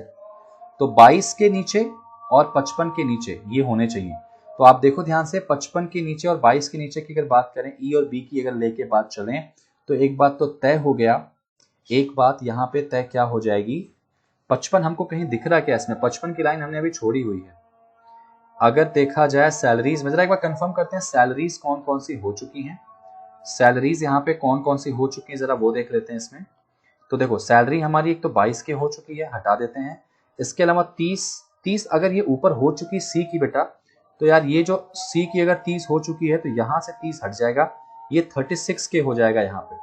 अगर यहाँ 36 के हो जाएगा तो इसका मतलब ये तो यहाँ से हट जाएगा। अब यहाँ से ये हट गया है तो इसका मतलब एक जो सैलरी बची है 55 वाली वो यहाँ आ जाएगी। 55 के यहाँ आ चुकी है और 55K के बाद ही बी और ई होंगे। तो यार बी और ई अगर मैं यहाँ रखता हूँ बी को तो ई यहाँ आता दिखाई दे रहा है। ऐसा भी तो हो सकता है कि ई यहाँ हो बी यहाँ हो, तो ये तो ऑब्लिक में ही रहेंगे। और एक नाम जो हमारा इसमें बच गया है बेटा वो कौन सा नाम बचा है, तो ए बी सी और डी हमारा एक नाम बच चुका है इसमें। तो डी जो आ जाएगा सबसे टॉप पे आ चुका होगा। ये डायग्राम की जरूरत पड़ी ही नहीं क्योंकि फर्स्ट डायग्राम से क्वेश्चन बनता चला गया। बी और ई जो है वो ऑब्लिक होंगे क्योंकि मुझे इसके बारे में नहीं बोला गया। एक ही बात बी और ई के बारे में बोली गई है कि 11 के मल्टीपल वाले के नीचे है, तो 11 का मल्टीपल 55 भी है और 22 भी है। तो आप देखो इनके नीचे ही दिखाई दे रहा है। तो इस क्वेश्चन का सॉल्यूशन आपको उम्मीद करता हूं समझ में आ गया होगा। चलिए दोस्तों, उम्मीद करता हूँ पजल समझ में आई हो आपको। अब आते हैं इस सेशन पे। हमारा जो अगला सेशन का ये सेशन कह रहा है, अगला क्वेश्चन हमारा जो है वो मैं आपके सामने लेके आया हूँ। ये डायरेक्शन डिस्टेंस का एक क्वेश्चन है जो आपके सामने दिया गया है, जिसको हम कहते हैं कोडेड डायरेक्शन डिस्टेंस। ठीक है दोस्तों, ये कोडेड का पार्ट है। इसमें आपके सामने एक इन्फॉर्मेशन दी गई है, उस इन्फॉर्मेशन के रिगार्डिंग एक क्वेश्चन पूछा गया है, जिससे तकरीबन 2, 3 या मैक्सिमम 5 क्वेश्चन पूछे जाते हैं। ठीक है, जैसे यहाँ पे पहला क्या बोला गया, यहाँ पे हैश। अब यहाँ पे देखो सब कुछ यहाँ पे स्टार्ट जो हो रहा है वो ए से हो रहा है। ठीक है, तो आपने पढ़ा होगा उम्मीद करता हूँ ऐसे क्वेश्चन। तो मैं डायरेक्टली लिख रहा हूँ कि परसेंटेज का मतलब यहाँ पे क्या है, नॉर्थ है। ठीक है, डॉलर का मतलब यहाँ पे क्या है, साउथ है। इस चीज को मैं उठा लेता हूँ यहाँ से। हैश का मतलब यहाँ पे क्या है, ईस्ट है। एंड का मतलब यहाँ पे क्या है, वेस्ट है, नो डाउट। अब यहाँ पे क्या हुआ है, इसमें बोला गया है यहाँ पे जो था वो 5 था और यहाँ नंबर था 10। यहाँ पे नंबर 8 है तो यहाँ वैल्यू कितनी दी गई बेटा, 16 दी गई है। यहाँ पे तुम्हारा 12 है तो यहाँ दिया गया तुम्हारा 22 और यहाँ तुम्हारी वैल्यूज दी गई है 18 तो यहाँ दिया गया है 28। ठीक है, तो आप एक चीज नोटिस करोगे, यहाँ पे नोटिस करने वाली जो चीज है वो ये है कि 5 में इंटू 2 करते हैं, यहाँ लिख दे रहा हूं मैं, इंटू 2 करते हैं तो ये 10 होता है। 8 में इंटू 2 करते हैं तो 16 होता है। लेकिन यहाँ पे 12 में इंटू 2 करेंगे तो 22 हो रहा है। ऐसा कुछ तो होगा नहीं क्योंकि 24 होना चाहिए। और 18 में इंटू 2 करेंगे तो क्या होगा, 36 हो जाएगा, जबकि यहाँ पे 28 है। इसका मतलब यहाँ पे शुरू के जो 2 हैं उनमें इंटू 2 किया है और लास्ट के में क्या किया है, +10 किया है। तो ये एक बड़ा डाउटफुल क्वेश्चन बन जाएगा। डाउटफुल क्वेश्चन कैसे बन जाएगा कि हमें कैसे पता चलेगा कि इंटू 2 कहाँ करना है, कहाँ पे +10 करना है। तो इसके लिए यहाँ पे आप ध्यान से देखो, ऐसा तो नहीं कि शुरू के 2 को हम इंटू 2 करें लास्ट, लेकिन यहाँ पे 5 स्टेटमेंट दिए गए, 1 2 3 4 5 दिया गया है। तो फिर ये तो लॉजिक नहीं आ रहा। तो और क्या लॉजिक हो सकता है इसमें, देखो नंबर का नंबर से रिलेशन तो पकड़ में आ गया, नंबर का नंबर से रिलेशन कैसे होगा, plus minus into divide square cube, यही चलेगा। नंबर का हो गया, लेकिन यहाँ पे दो कंसेप्ट लग रहे हैं, तो यहाँ पे दो कंसेप्ट जहां तक मैं समझ पे आ रहा हूं ये होगा कि अगर नॉर्थ और साउथ वाला कंसेप्ट आ जाए तो वहां पे इंटू टू हो रहा, और अगर ईस्ट और वेस्ट वाला कंसेप्ट आ रहा, ईस्ट और वेस्ट वाला, तो वहां पे क्या कर रहे हैं, प्लस 10 का लॉजिक लग रहा है, यही हो रहा है इसमें, मुझे ऐसा समझ में आ रहा। कर लेते हैं जरा सा। तो A1 परसेंटेज A3, परसेंटेज का मतलब दिया गया है नॉर्थ में, तो जो A3 है, ठीक है, A3 के नॉर्थ में कौन होगा बेटा, A1 हो जाएगा। A3 के नॉर्थ में कौन होगा, A1 हो जाएगा। और ये देखो 28 है, नॉर्थ मतलब क्या करना है, नॉर्थ और साउथ आएगा तो इंटू करना है, तो 28 इंटू 2 करेंगे तो यहाँ पे 56 आ जाएगा, तो ये डिस्टेंस कितनी हो जाएगी, 56 हो जाएगी, यानी A1 यहाँ आ जाएगा। ठीक है, 56 हो गई। A5 A3 हैश बोला गया, हैश का मतलब है ईस्ट, यानी कि जो A5 है A3 के ईस्ट में, ठीक है, तो A3 के ईस्ट में A5 है और ये 15 है, तो ईस्ट वाले में प्लस 10 करेंगे, तो 15 में 10 जोड़ो कितना हो जाएगा, 25, तो यहाँ पे कौन हो जाएगा, A5। ठीक है, उसके बाद देखो A2 परसेंटेज A5, परसेंटेज का मतलब नॉर्थ यानी मल्टीप्लाई, तो 42 का मल्टीप्लाई करेंगे 86 हो जाएगा, तो 86 पे कौन हो जाएगा, यहां पर हो जाएगा A2। ठीक है, इसका मतलब ये हो गया कि ये देखो 56 अगर है, 56 अगर है, तो इसके आगे और कितना ऊपर होगा यार, ये देखो अगर ये 56 है तो 56 में ये टोटल कितना दिया गया यहाँ पे, 42 का डबल करो तो 84 हो जाएगा, 84, ये टोटल 84 हो जाएगा, ये पूरी डिस्टेंस 84 हो जाएगी। और हमको पता है कि ये 56 यहाँ तक है, तो ये भी यहाँ तक 56 होगा, तो 56 में अगर हम कितना और जोड़ दें कि 84 हो जाए, तो 84 में से अगर 56 हम माइनस कर लेते हैं तो ये यहाँ पे 8 हो गया, और यहाँ पे हो जाएगा 2। इसका मतलब कि ये डिस्टेंस यहाँ से ऊपर तक वाली कितनी है बेटा, 28 है, और ये नीचे वाली कितनी हो जाएगी, 56। ठीक है, ये हमने पूरा बना लिया। अच्छा, उसके बाद बात करते हैं A6 एंड A2, एंड का मतलब यहाँ पे क्या दिया गया, वेस्ट में, तो A6 A2 के वेस्ट में है, यानी कि प्लस करना है, तो डिस्टेंस 11 में अगर हम प्लस 10 करेंगे तो 21 होता है, तो 21 का मतलब कुछ यहाँ ऐसे हो जाएगा, ऐसे ले लेते हैं, ये 21 हो गया, क्योंकि ये पूरा 25 है ना, तो यहाँ पे कौन हो जाएगा बेटा, यहाँ पे तुम्हारा हो जाएगा A6 हो जाएगा, A6 हो गया। और उसके बाद है A4 A6, A4 जो है वो A6 के डॉलर मतलब कहाँ पे है, साउथ में, साउथ में मतलब क्या होगा, मल्टीप्लाई हो जाएगा इंटू 2 का, तो 14 में अगर 2 मल्टीप्लाई करो तो कितना होगा, 14 2 जा 28, यानी एकदम यहां आ जाएगा। अगर मैं बनाऊं इसको तो ये हो जाएगा तुम्हारा, ठीक है, एकदम यहां पे 28, क्योंकि डिस्टेंस भी 28 हो जाएगी, तो यहां पे तुम्हारा कौन हो जाएगा, A4 हो जाएगा। समझ में आई बात आपको? ठीक है, अब आगे बढ़ते हैं, क्वेश्चन खत्म हो गया। अब क्वेश्चन जब खत्म हो गया तो क्या बोला गया कि जो A5 है वो किस दिशा में है, A6 के रिस्पेक्ट में, तो आप देखो तो A6 यहां दिखाई दे रहा है, ठीक है, तो A6 से A5 कौन सी दिशा में है, तो ये दिशा कौन सी हो जाएगी, देखो अगर आप डायग्राम बनाओ तो ये हो जाएगा नॉर्थ, ये हो जाएगा ईस्ट, ये वेस्ट, ये साउथ, तो ये दिशा कौन सी हो जाएगी, यहाँ पे A5 है और यहाँ पे कौन है बेटा, A6, तो A6 के रिस्पेक्ट में कौन सी दिशा आ गया, साउथ ईस्ट में आ गया।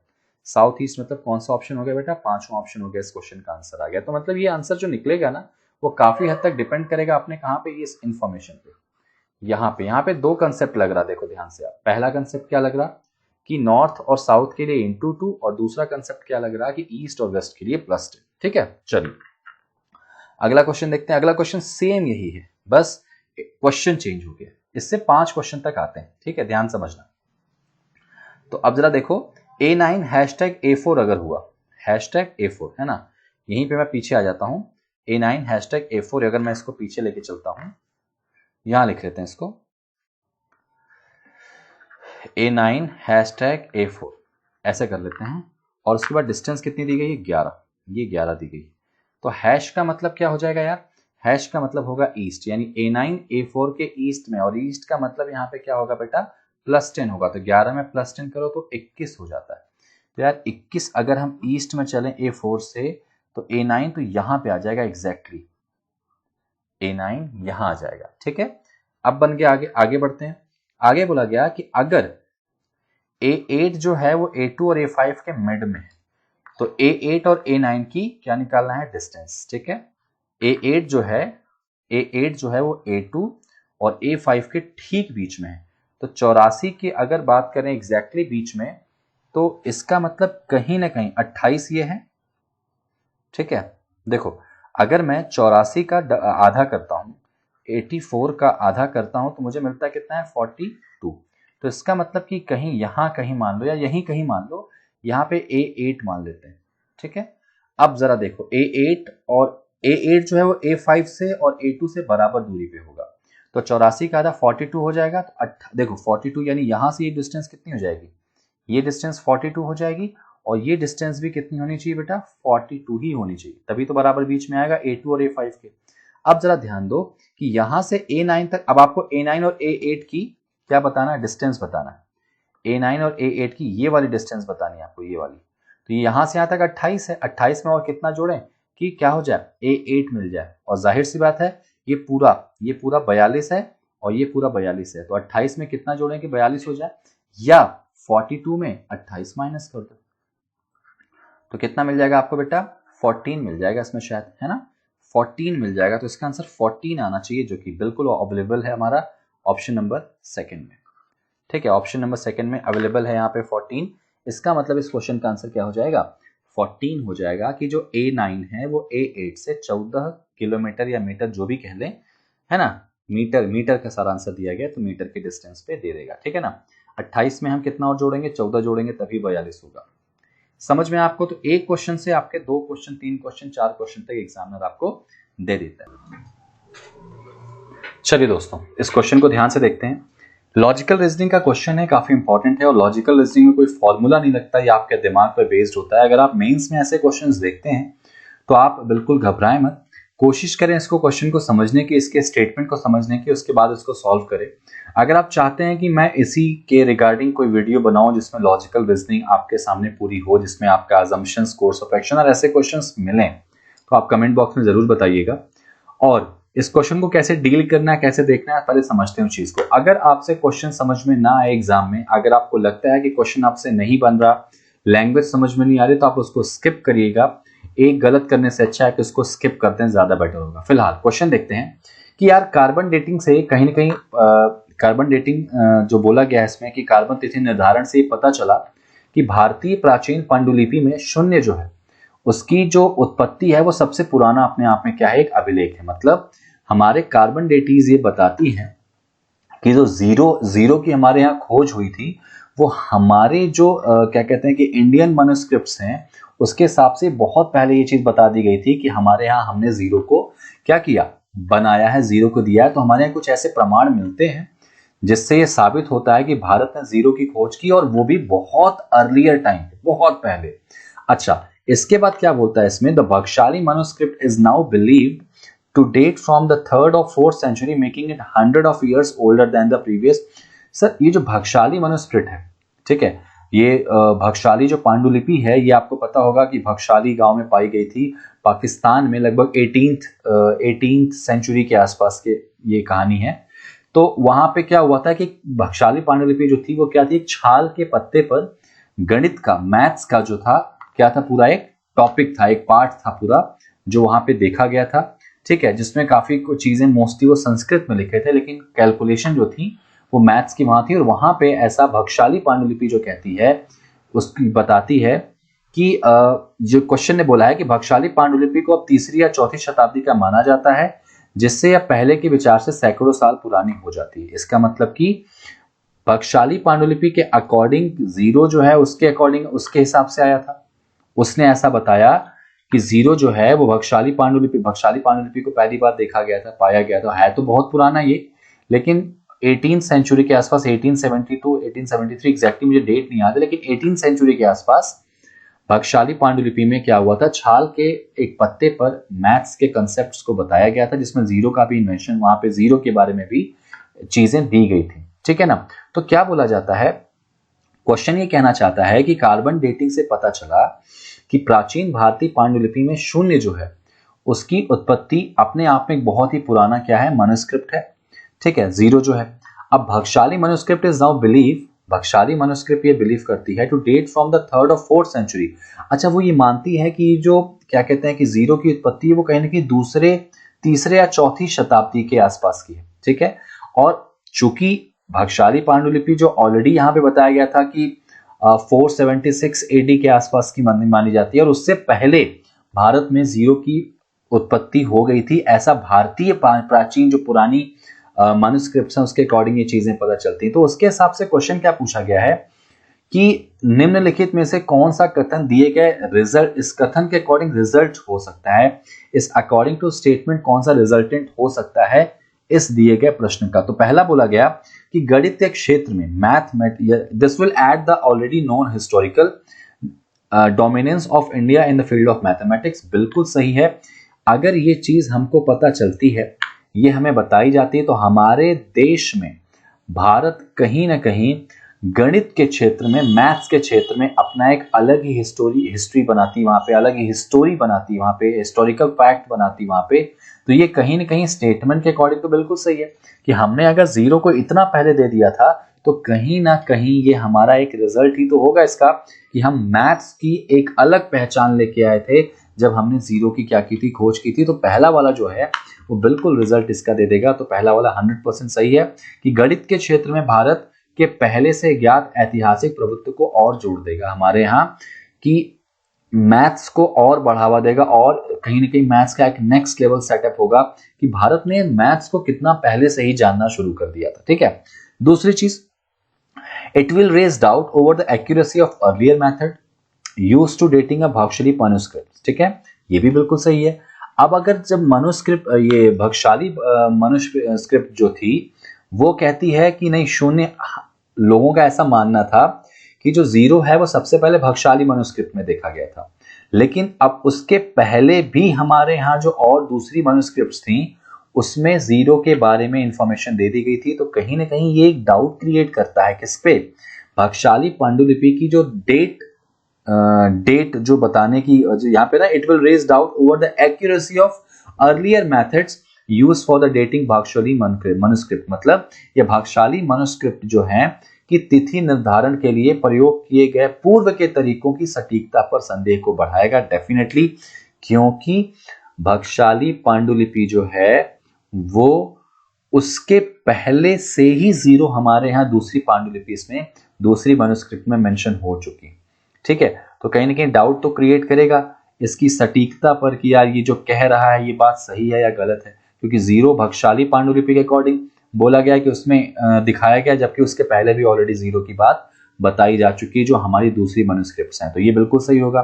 Third, it will benefit thousands of mathematicians who are now struggle for the recognization, या रिकॉग्नाइजेशन यहाँ पे बोला गया, तो उन हजारों गणितज्ञों को लाभ होगा जो अब मान्यता के लिए संघर्ष करें। यहाँ पे किसी स्पेसिफिक मैथमेटिशियन के रिगार्डिंग तो बात ही नहीं बोली जा रही, यहाँ पे तो जीरो की बात की जा रही है, यहाँ पे तो मैन्युस्क्रिप्ट की बात की जा रही है। तो स्टेटमेंट से तो कोई डायरेक्टली रिलेशन ही नहीं हुआ, इसका रिलेशन है ही नहीं, तो फिर सही होने के चांस ही गलत हो जाएंगे। तो इस क्वेश्चन का आंसर होगा फर्स्ट एंड सेकंड बोथ, जो कि ऑप्शन नंबर फर्स्ट में दिख रहा है, ठीक है ना।